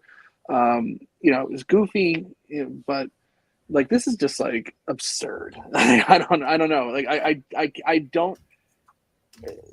It's just weird storytelling, and I just don't know who's getting over. I don't know why I should care. I don't know where it's even heading, or like who the main characters are. Like it's like, you can redefine what a story is, but a story still needs to have at least some characters that you understand or know, and a story. I don't know. Is the issue that he doesn't have a supporting cast the way he did with the Wyatt family? Well, I didn't think the Wyatt family was that great either. I love the Wyatt dude. Is it when they debuted and it was like instantly causing chaos? Like that moment when we saw the video packages for weeks, and they finally said for weeks. I was there when they debuted. Yeah, that's right. And I remember you saying this. The pop they got when instead of him saying "we're coming," they said "we're here," and then and everyone was like, "Oh shit!" And that is one of the best debuts next to Jericho, and like. It's so impactful, but then and then he ran into John Cena at WrestleMania and lost all the steam. But it like the there's something that I've always like had people want to fucking punch me when I say this, but like from a character actor standpoint, there's nobody better than him in terms of committing to a character, cutting a promo. Yes, it's fucking weird. It doesn't make sense. You don't know what's going on, but he has this like sense of like mysteriousness that a lot of wrestling characters don't have anymore. So it reminded me a lot of that. Like when I was a kid, like when Jake the Snake would cut a promo, I'm like, what the fuck is this guy like talking about? Like I had no idea what Jake the Snake was talking about, but I was like, that guy's weird. Like that guy's scary. Like I don't want to mess with that guy. So I got that sense with Bray, but then I didn't see a lot of, I tapped out right when the Firefly House, what's it called? The Firefly Funhouse. I was there for a Raw where that was just kind of starting, and I remember the crowd, people were like, this is dumb. Like they weren't feeling it. And I noticed that when I saw that turn, I was like, uh-oh, like that's not good. And then I saw he got released. The entrance that he does now with the door, like that's fucking cool. Like that's impressive. But I get what Mike's saying and what Roy's saying of like, there's a lot of confusion, and it's just not like, it's sometimes less is more, and it's almost as if he's trying to reinvent the wheel. Yeah, too like, much. Maybe it's too much. And I'm not gonna say I'm a fan of Bray Wyatt. I like that dark, sinister character, like let's say the Undertaker type of thing. I've always enjoyed it, and I love Bray Wyatt's entrance. I really do. It's when the bell rings that I have a problem with. Like the promos I could tolerate, but these weird matches, I don't know anybody, and I'm being very honest, that has had so many gimmicky matches in the past 3, 4, 5 years. No one as much as Bray Wyatt has had. I can't remember, like the Hell in a Cell versus Seth Rollins, I think, where the lights turned red. Atrocious. That was atrocious. That was easily. I'm telling you, I think that was the worst thing I've ever covered. That's the worst thing I've ever seen in professional wrestling. Not even just covered. It was an abortion. It was just horrible. Yeah. Not only that, it's if you're gonna do a match like tonight, okay, which clearly it benefits Bray Wyatt more than it benefits LA Knight. Why not have LA Knight somehow, some way get the win, even if it's a screwy finish? Something happens, Uncle Howdy, whatever it is. Give LA Knight a sort of rub, at least when he gets out of this feud. There's something that he comes out of this looking decent, because now he's done for. Yeah, it seemed like they just wanted to have a catalyst, and then the real goal tonight was to do the Uncle Howdy thing, but then also bring in Alexa Bliss and bring her into the fold, and like that was just the plan. Like it was just LA Knight was just a dude. It's just he was collateral damage. Yeah, and it's just so strange because it's like, I'm not gonna lie, like he's mostly on SmackDown. I don't watch SmackDown every week. I'll watch like the Bloodline stuff, and then usually I don't wind up watching the Wyatt stuff because I just have too much shit going on. But so I was like, all right, let me watch this video package, because it's like, when he came back in October, and it was a really great comeback, and I really want to root for Bray Wyatt, because if you know his actual the full story behind it, the death of Brody Lee and or Luke Harper, impacting him and then losing his job, basically losing his dream, and Vince, basically saying like he's a fat fuck, and like he's got to go.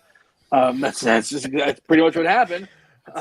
Yeah. And then to have the old weirdo go away and get a second chance, it's like it's a great comeback story. And they got rid of the Fiend thing because that thing was a cancer. And for all the people that are like, oh, Fiend, like, if it was that damn successful, if they were that proud of it, he'd be back as the Fiend. The Fiend was ruined. Even Bray Wyatt acknowledges that because of Vince took it too far. So I was like, all right, he's got a new concept. He really does, like Adam was saying, he has a really brilliant mind. He has. Yeah, he does. He does. Very creative guy, great presence, great aura, and so I didn't want to shit on it. I still don't. I even said tonight was passable.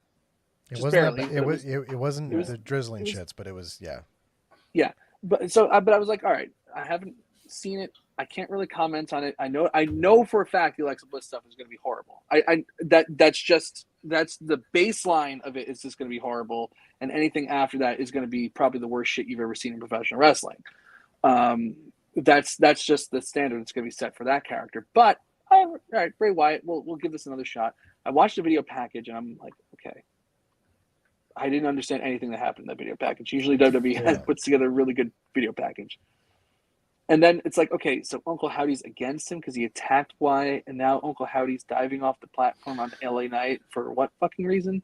And then the puppets are there for what reason? I know. I saw it like, what the fuck is that? And he puts on a mask. I mean, I do have to. Do you think that's the goal, though? Like the goal is not for it to make sense, is to create chaos to then create a conversation like this, where that's the goal. But Adam, I don't even know what I'm fucking talking about now. But that's the thing, though. I feel like I'm having a stroke trying to figure this out. It's someone finding a crowded room. Thank God I'm in a hospital.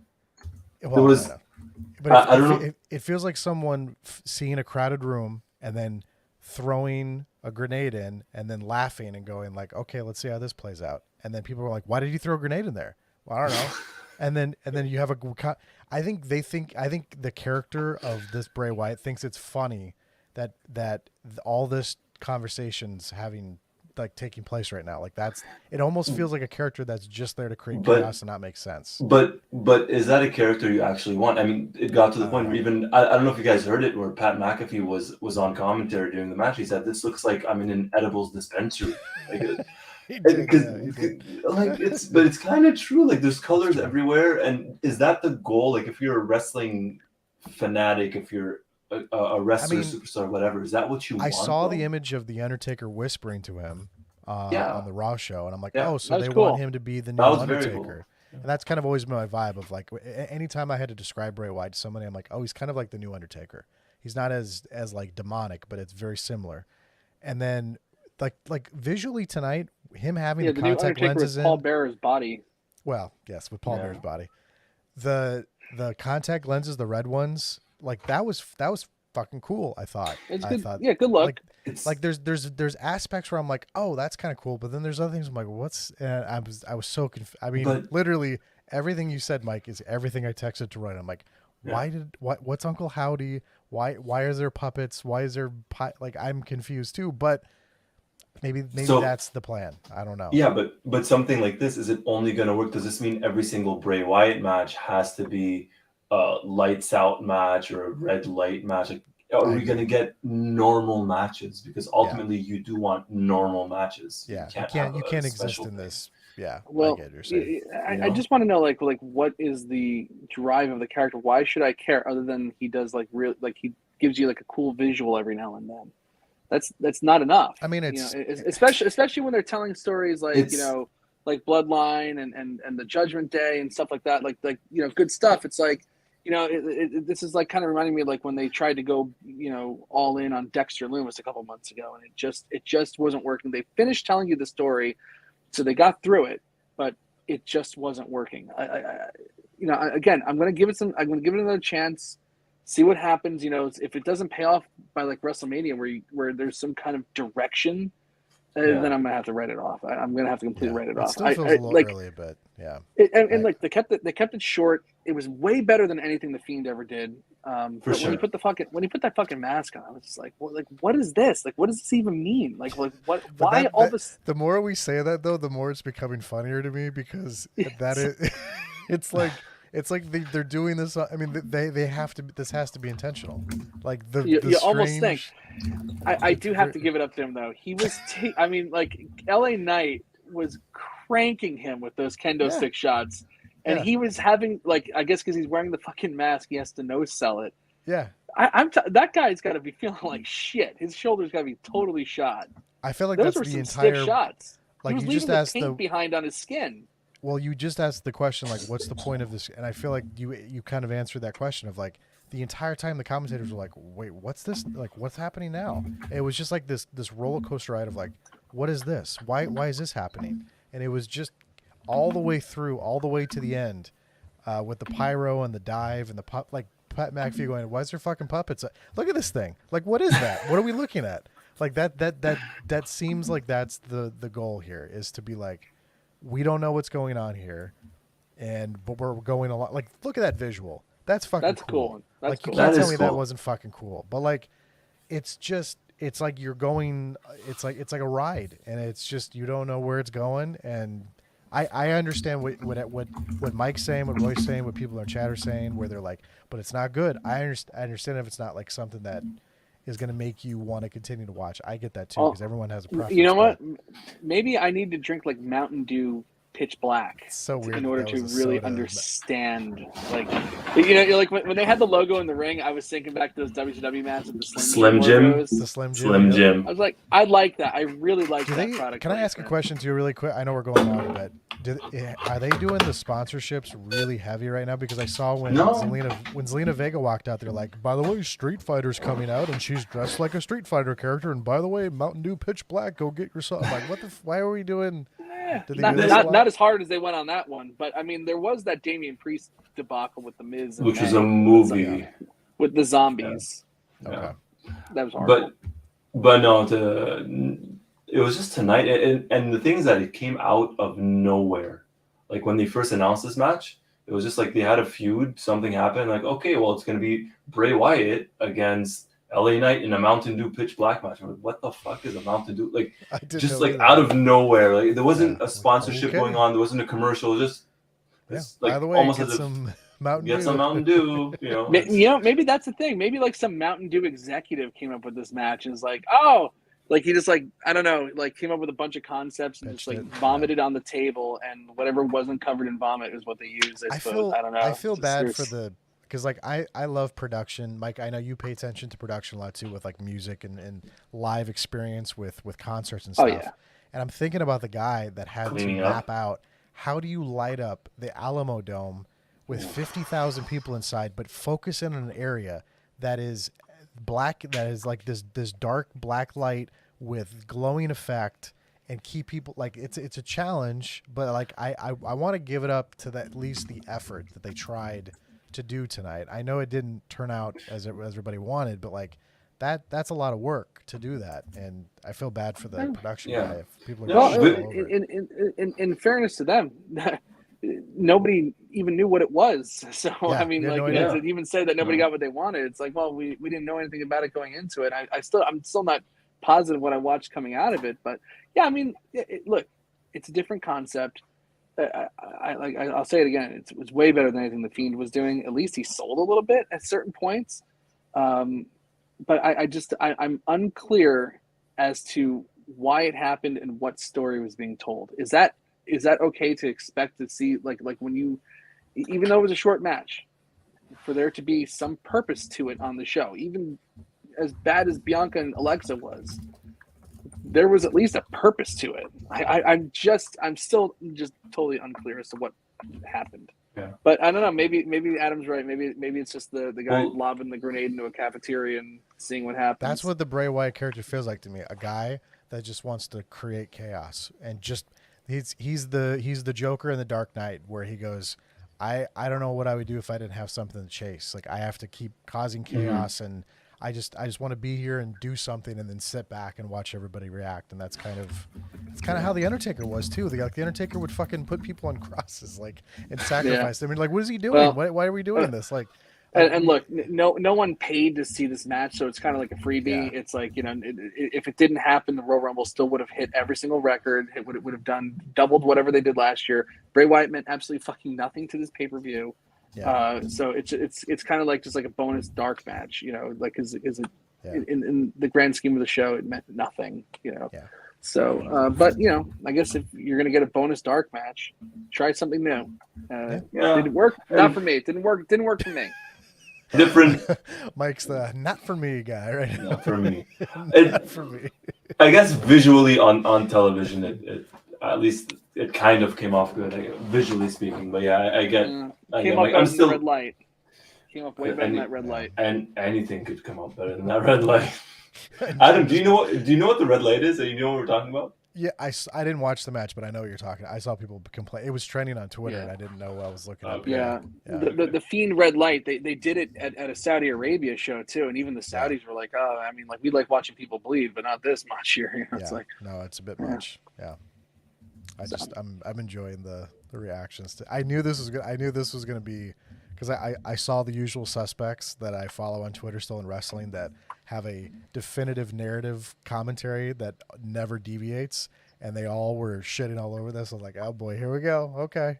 And so I was intrigued to see if it stayed with everybody. And it seemed like unanimously a lot of people didn't like this, but I tweeted after the women's match. I was like, are you sure about that? Because at least I got to watch some fucking crazy confetti and a fucking Uncle Howdy guy fall off. And it was better than the women's match. I will absolutely say that. Yeah. It was way better than Bianca Belair and Alexa Bliss. Terrible. I warned Adam about it. I warned you, Adam. I was like, I told you. I was like, Roy, Alexa Bliss looks really different. Like, what? And then I found out she broke her nose like 6 times and got her nose completely changed. And then I'm like, okay. So, and then she kind of had like new music, and I was like, what's going on? I was like, that match fucking stunk. Like, what was that? And then I just saw everybody bitching about Uncle Howdy still. I'm like, are you sure? Like, at least we got a little excitement with that, but. And he still showed up at the end.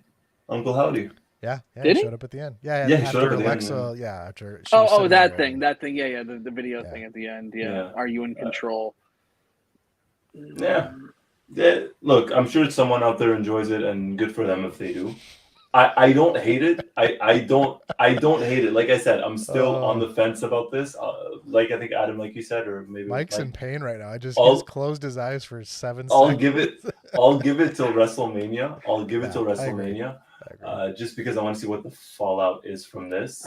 But I have too much nostalgia with the Wyatt family, so I need to wash that out of my brain because I love the Wyatt family and I need to just move on from that. But Alexa Bliss, really, I have to say, it's not the gimmick. She's markedly horrible at professional wrestling right now. Yeah. She's very bad at it. So I don't think putting some makeup on her and is going to make things any better. I think she's just completely lost. Yeah. I don't know what the hell's going on here.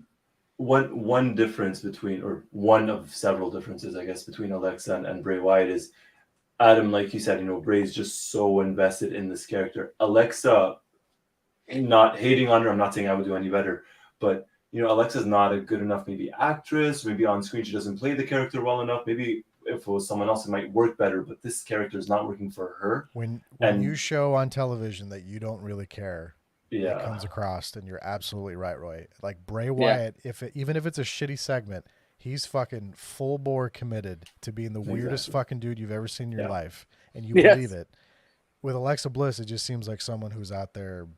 Even in the early days of Alexa Bliss, where collecting a paycheck, she would do the pose, and she was doing the what's the DC character Harley Quinn? It was like very Harley Quinn-ish. I was like, this seemed like someone cosplaying Harley Quinn. Like I wasn't really. I'm like, okay, so I had the same issue with Sasha Banks. She had a definitive heel character in NXT where she was like, "Fuck you, I'm the boss. Here's my fucking security guards. Here's my private truck." And then she got to the main roster and she's like, "Oh, I'm just the best wrestler in the entire world, and you just got to deal with it." I'm like, but that's not a character though. That's that's a general statement that not a lot Everybody of people are makes. going to. Yeah, so it's like Every okay. wrestler thinks that. Yeah. So, and that's a good way to observe Alexa Bliss's character. It's like kind of like lack of commitment to the character. It's like okay, it's very, And yeah. I don't know. I think she liked being the Fiend, and it didn't get over. And No, like it didn't. really like they did it in the Thunderdome where they controlled all the variables. Like they controlled the crowd, they can control who they put on the screen in the They Thunderdome. could pipe in the sounds if they wanted. Yeah, to, pipe and do everything. They can even do all the big magic tricks because they can tape it earlier in the day and just show the segment later. But as soon as it went live, it really sank. It was like they put cinder blocks around the feet and just threw her in the Hudson River. She's like, she's getting gangland style hit here, and it went away, and they had to go away because it was horrible, and she was pissed about that, and she wore that on her face for the past fucking year that she didn't get to play the Fiend anymore, and now that it's coming back and people are starting to shit on it again, she's like, oh well, I'm having fun. It's like, yes, it's all about you. Yes, we're happy that you're having fun. Yeah, because that just makes it all better. It's like she blames, like, of course, typical blame the fans when something doesn't get over because you're not entertaining them. It's like maybe you're not, maybe you're just not good enough for this. Yeah, it's possible. Maybe you just stink in this role. Is it possible? It's been a great word today. Did you ever like fucking consider, Miss Kaufman, that you're just fucking horrible at this in this genre? They're comparing not Jim for you. Cornette in the chat right now, Mike, as if you're ranting right now. So Mike Cornette. Mike Cornette is what I'm seeing. Mike Cornette says Daniel. He's got some new fucking material, Daniel. Jesus Christ. Oh yeah. Did you get called Mike Cornette a lot on the podcast? Or? Every now and then. Every now and then. Yeah. No, it's. I like it. I mean, like Good job, when Daniel. you're watching something that isn't working, except for some people who went outside and tried that mushroom that was on the front lawn. It's like, I'm the crazy guy. I'm the bad guy here. I don't know. It's good stuff. It's Hey, I've got to tell you, Roy, I'm enjoying Angry Mike. I haven't seen Angry Mike in a long time, so this. Adam, you gotta watch Raw on Monday. Yeah, pump this shit in my veins from now on. I'm loving me some Angry Mike Tedesco. There you go. You gotta get your kid into wrestling too, and all that stuff. I've actually grown to really greatly dislike Alexa Bliss the person. So now I'm like, I can tell. Oh, yeah. God, this is a miserable person. It's a personal thing. It's the typical, she is just that typical person now that's like, well, I tried really hard and you're not acknowledging it. Acknowledge my truth. Fuck you and your truth. The truth is you're terrible at this. Enough. Stop. I'm tired of having to having to play pretend with people that are like, oh well, I tried really hard and that should be enough. It's not. Sometimes you're a loser. It reminds Sometimes me of the you're a Sasha fucking Banks loser. stuff. You got to take it. It reminds me when we used to get hounded on Twitter when you would just have like one critique of Sasha. How fucking dare you? I'm like, what? Wait, what? And then it was. Yeah.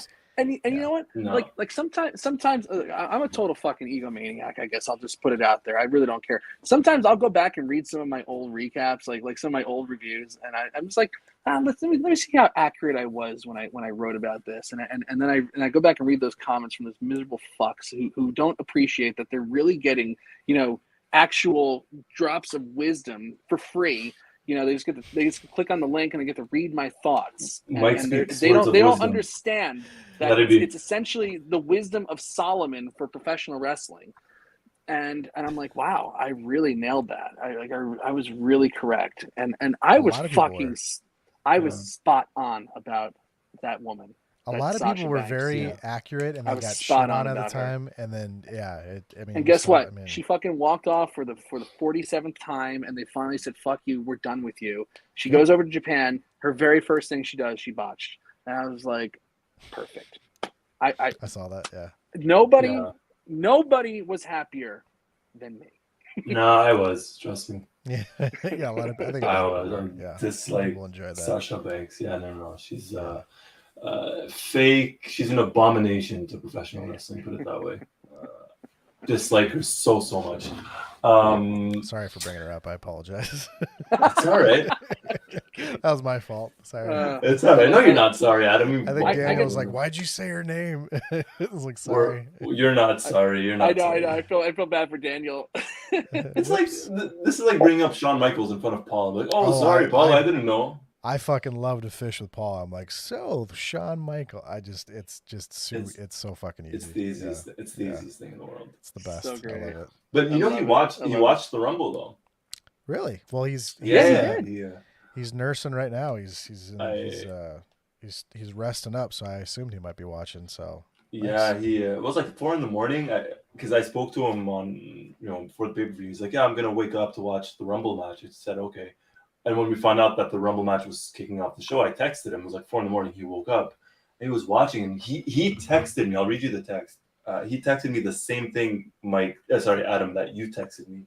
He wrote, where's Paul? He wrote, crowd really into it. And this was for the men's Rumble match, and they were.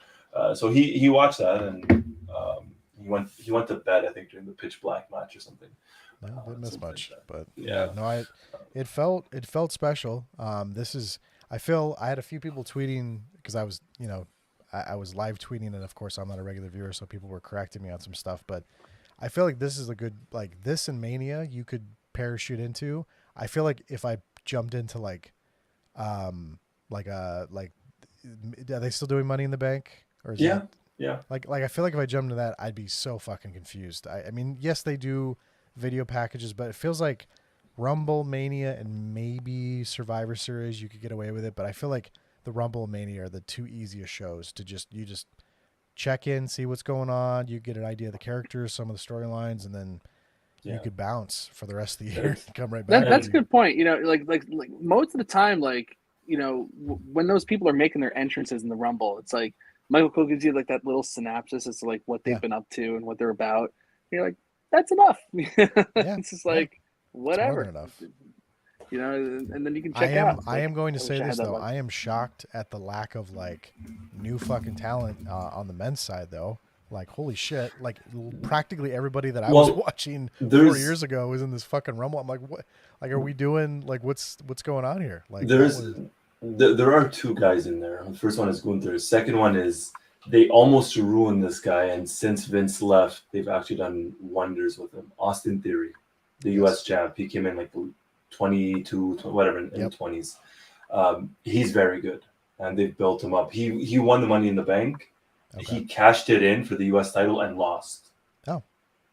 And then they just kind of like the next week was like a different Austin Theory, and he's won the title back again. Okay. Done very so they're well. making some effort. I was just shocked at how many new, and granted, maybe it's just lack of options, but there was just so many fresh, younger talent in the women's Rumble versus the men's Rumble. The men's Rumble was just like a lot of dudes I've been used to seeing. In fairness to that women's Rumble, like that fresh new talent are people that are never featured on television. Yeah, they're on ever. NXT. Yeah. A lot of them are on NXT, but some of them are like a lot of those people are on the main roster. I swear to God, that's like one of the first times I've seen Tegan Knox at all, and she's been on the main roster I think for a little bit now, right? Yeah, she's been on she debuted on SmackDown a couple of months back. She was there for like 2 or 3 weeks in a row, completely disappeared, came back like 3 weeks ago and hasn't been seen since. So I really want to highlight this. I really want to highlight this message from Jamel that Santos Escobar is incredible.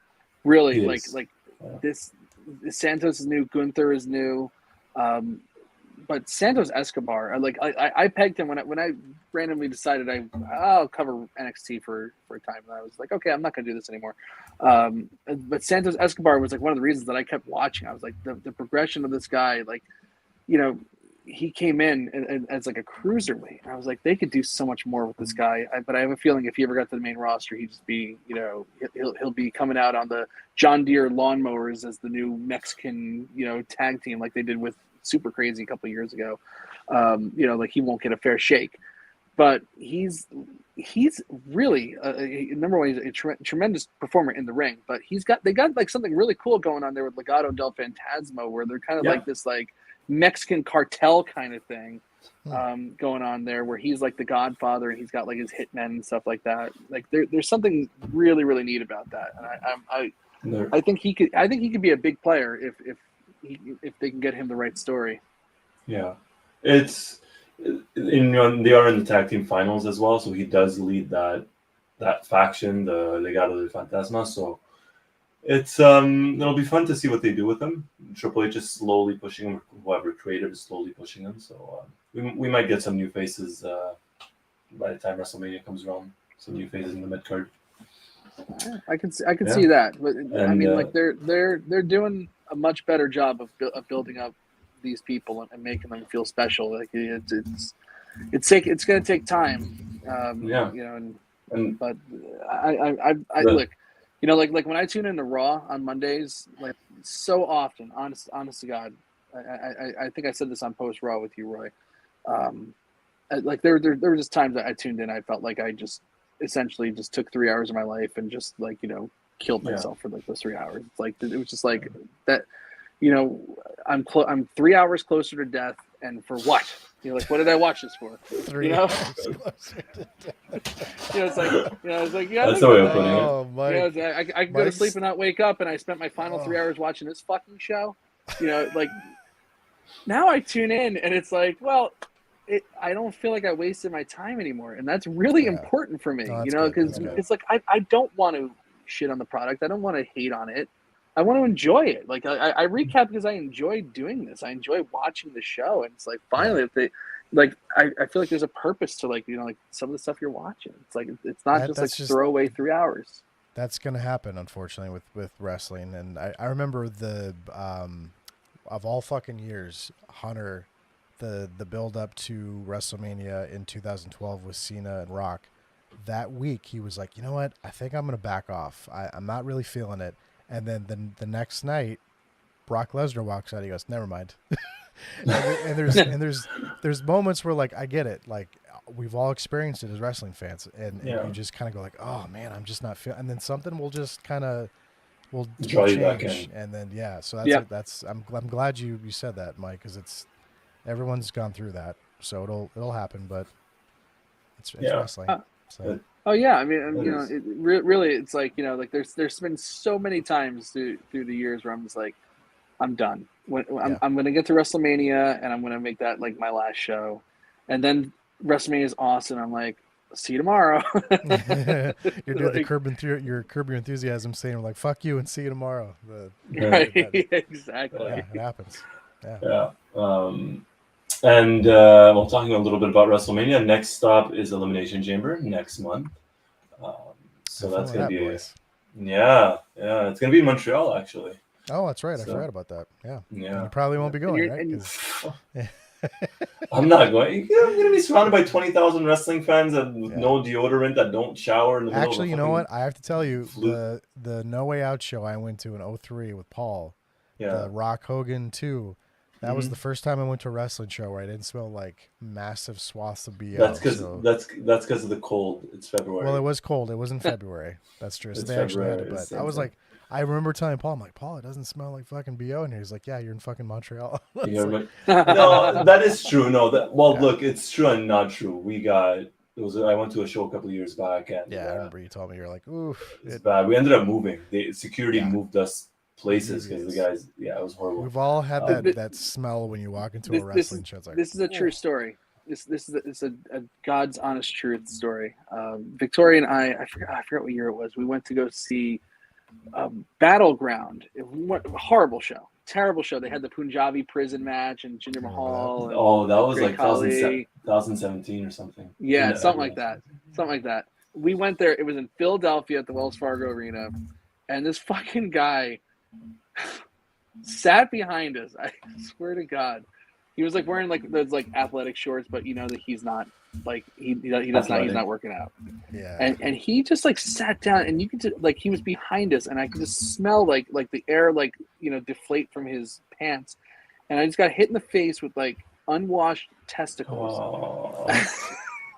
Yep. And then minutes later, the stale fart to close the deal. And then Victoria, who can't stand any type of smell. Then another person came late to the show. So we got Mr. Stale Ass behind us. And then this person came in smelling like they just dumped a bottle of the gas station's finest perfume over her head. She's like, we got to fucking move. Yeah. We went to the concierge and we begged them. We're like, please. Yeah. They led us around, found 2 empty seats for us, and that's where we sat. And it was fine after that. But he has a story. It happens. It happens. It happens. Yeah, but it's not only that, tickets. Well, number one, tickets are sold out. But even when they first went on sale, they were very expensive. I've and now it's ridiculous. Like the resale prices are fucking nuts. Like I remember looking at a pay-per-view for fun that was like in Minneapolis, and it was like $1,000 for front. I'm like, what are you doing? Like, why would you? Yeah, I mean, I'm used to those prices for like the Rumble and Mania and stuff, but for just like a throwaway pay-per-view, like $1,000, like really, like it's front row now gets you like it's in the thousands. And I know you get like VIP package stuff when you do that. Yeah. But it's like I don't know if that's it's a bit much. No, it's not worth it. Just stay home. Yeah. To get a picture where you have to stand 5 meters away from Sasha fucking Banks, you can go fuck yourself. No, we're good, thanks. I'm fine. I'm good. That's please. Yeah, I'm good. Yeah, you know, the best wrestler. And then you go to these shows. You pay like $1,000, and for the most part, like they're telling stories where it's like they're talking in the ring. They're like doing their angle, and you can't hear it in the crowd. It's like remember like the Hell in a Cell that we saw at WrestleMania with Shawn Michaels and Triple H and the Undertaker. And it was a great match live, but then when I went home and watched it again, and like they were like doing the facials and all that stuff, and they were speaking to each other, and it's like wow, it was even better on TV than it was live. Because we were doing this, we were looking left because we would see the spot, but we would try to catch the screen so we could see the story being told because we couldn't see fucking shit from where. Yeah, it was. Yeah. It's strange to like pay all that money for tickets and really you're just present for the taping of like something that's really for television cameras only. Yeah, I know, and that's Elimination Chamber. I feel like I know Mike, you went to the Elimination Chamber right before the pandemic. Yeah, I had to go. I feel like it's gonna be the same thing. You have to look at the screen to see kind of what's going on. It's not that bad live, especially since they redesigned the cage. There's a lot more glass partitions and stuff like that. Like you can really see it a lot clearer. Yeah. I like Elimination Chamber. I love it. Like the one gimmick that I always wanted to see live. I did get to see it finally. I think I've seen every gimmick there is to see now, except for War Games. Now I got to get a War Games. God damn it! But we'll figure it out. You missed the last Survivor Series. I did because I made a mistake on my scheduling. That's all good. I made a mistake. It's all good. So, anyway. talking about scheduling, Adam, can we pencil you in for WrestleMania? What are you doing on April 1st and April 2nd? I don't know, but they're doing the 2 nights again, right? Yeah. Yes. Yeah. Forever. So they'll do a Saturday and a Sunday. Right? Saturday, Sunday. Okay.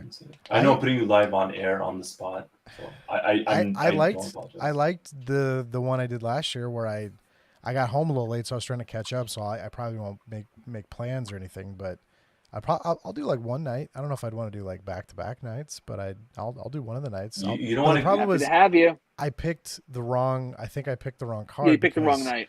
I was infatuated with like, oh, Stone Cold Steve Austin's coming back, and I'm a fucking idiot, so I want to watch fucking. And he was like, someone compared him to the way Al Pacino was kicking in the new Scorsese movie, where it was like slow motion kicking, and I was like, yeah, it wasn't that great, but I picked the wrong card, and Mike's like, yeah, you fucked up, man. I was like, yeah, I don't know, I didn't know. So look, I'm such a nice guy. I don't know why you would not want to spend 14 hours of your life on WrestleMania weekend. Like, what else could you possibly be doing, Adam? And come on. Not watching wrestling because it's been a nice break, but I get it. No, I'm just messing with you. But whatever. You could be like me, Adam, sitting in a hospital room while your kid's out getting poked around for checking their bilirubin levels and stuff like that. That's true. That's true. I'm pinching the hose, Mike, so I'm good. But no, I thought when you said that Molly had seen that I was recapping from the hospital that we had our second child, that she'd be getting on you for more of that baby batter. Nope. Pinching the hose, and we're calling it a day. So no, thank you. So I will have time to watch WrestleMania this year. Is what I'm trying to say. There you go. All right. A So decent you amount just of time. Yeah. you just pick what night. If you want both nights, you're more than welcome, Adam. I'll probably pick the wrong night again, and then I'll get roasted like I did last year. So It's it'll all be a good. good time. Yeah. I feel like We'll Sunday is usually the better night because the big Sunday. Well, Saturday was the best night. Oh, so good. Yeah. We'll see. I mean, if Cody wins the title on Sunday, You know, well, I mean, this will be the first. This WrestleMania is going to be really, really, you know, like they always say, like, oh, this is going to be the biggest WrestleMania in history is taking place this year. It's like every year, okay, but this one really is. this feels like the biggest one in a long time. This is the very first one ever that Vince McMahon is not booking on. It's good. I think it's really special. And like this is the first Rumble that he didn't book on.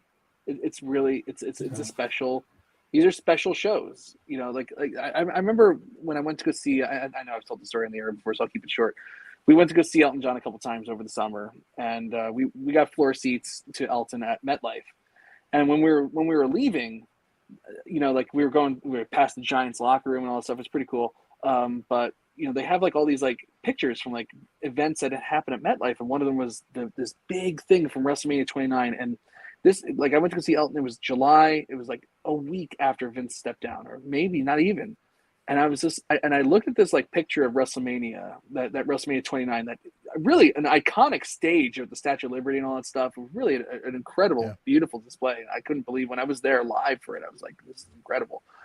And I was thinking, like, God, you know, Vince did all of this. Like he created all of this. He created this world that's like consumed a great portion of all my living memories. You know, it's like, you know, Monday night parking my fucking ass in front of a TV and watching, you know, Raw, or, you know, Thursday on SmackDown when it used to be on Thursdays. Like, you know, like so much of my developmental years and all of my adult years spent doing this. And I'm like, wow, I can't believe that, like, there's going to be a WrestleMania that's going to happen where Vince is alive and he's not doing the show. I'm really just like, that intrigues me. I'm really interested to see what they do. It's interesting. Yeah. I didn't even really think about that, but you're right. Absolutely. Oh, but yeah. Pencil me in, Roy. That's my all answer. right. Pencil me in. Hey, I fucker. sold him again. Pencil me in, fuckers. We'll find out we'll iron out the minor details in terms of which night or nights. Yeah. We'll see. We'll have Adam on. Boys, anything else before we wrap things up? Yeah, congratulations to the Tedescos, and thanks for letting me do this. I'm incredibly unqualified to do these, but thank you for inviting me. And more qualified than I am, and more qualified than others who have been here. According to wrestling fans, if you stop watching for a year, you're not a real fan anymore. So I'm unqualified, Roy, according to Twitter. So yeah, but don't even get me started on this sometimes. You probably still know more about it than they do. Look, you know, I enjoy these shows. I was only supposed to be on for 20 minutes, and Victoria's asleep on the stretcher. So, yeah, Mike. She's an incredible wife. Really, I have to say, what she did on Friday, the birthing process is an outrageous thing. She's an incredible woman, and she still lets me fucking recap from the hospital. Like, she's got a good wife here. Life's good. Our baby's healthy. So, you know, the Royal Rumble was just, you know, just a little accoutrement to this whole entire thing. It was a great show. I enjoyed it, and I even more so enjoyed chatting with you guys about it. So thanks for having me on the show. Anytime. It's your show, guys. I'm just tagging along. You guys are the originators here. With that said, Mike, are we? I doubt it. Are we having a post Raw on Monday? I would say no, but probably not. Maybe. You know what? Maybe. I'm not gonna say no, especially with how nice Victoria's being to me. So we'll put it this way: everybody tune in for a possible post show on Monday for Raw to discuss the fallout of everything we discussed today. Right. Well, that's the thing. It's after today's show, it's kind of hard to say. Like I will pass up talking about it, so it might just be me. But Cody Rhodes, right, back and all that stuff. So we'll see. We'll see, everybody. Tune in. Adam, thank you so much for Thank you, sir. agreeing I to do this appreciate it. Thank you to both of you guys. after I like secretly harassed you for a couple of months. And I I felt kept bad. reminding Adam every I know. like 3 No, weeks. I put it in my calendar. I was like, I'm committed to this. I felt terrible about the Survivor Series thing. So yeah, I It's all appreciate good. it. So thank you. No, I'm just messing with you. I'm just messing with you. But thank you, Adam. Thank you, Mike. Again, congratulations, Mike and Victoria. Thank you, sir. And thank you, everybody, for joining us. If you watched us live, thank you. If you're watching us on repeat, thank you. Make sure to hit that like button, hit the subscribe button, and the notifications button. And we're just getting started. It's Rumble season. Sorry, it's WrestleMania season officially. We got to get a WrestleMania logo here somewhere to start pointing. And that's it. Oh, it's Rumble. It's Rumble. That's it. All right, everybody. Take care. Thank you. Thanks, guys. Thank you. Thank you, guys. Have a good one.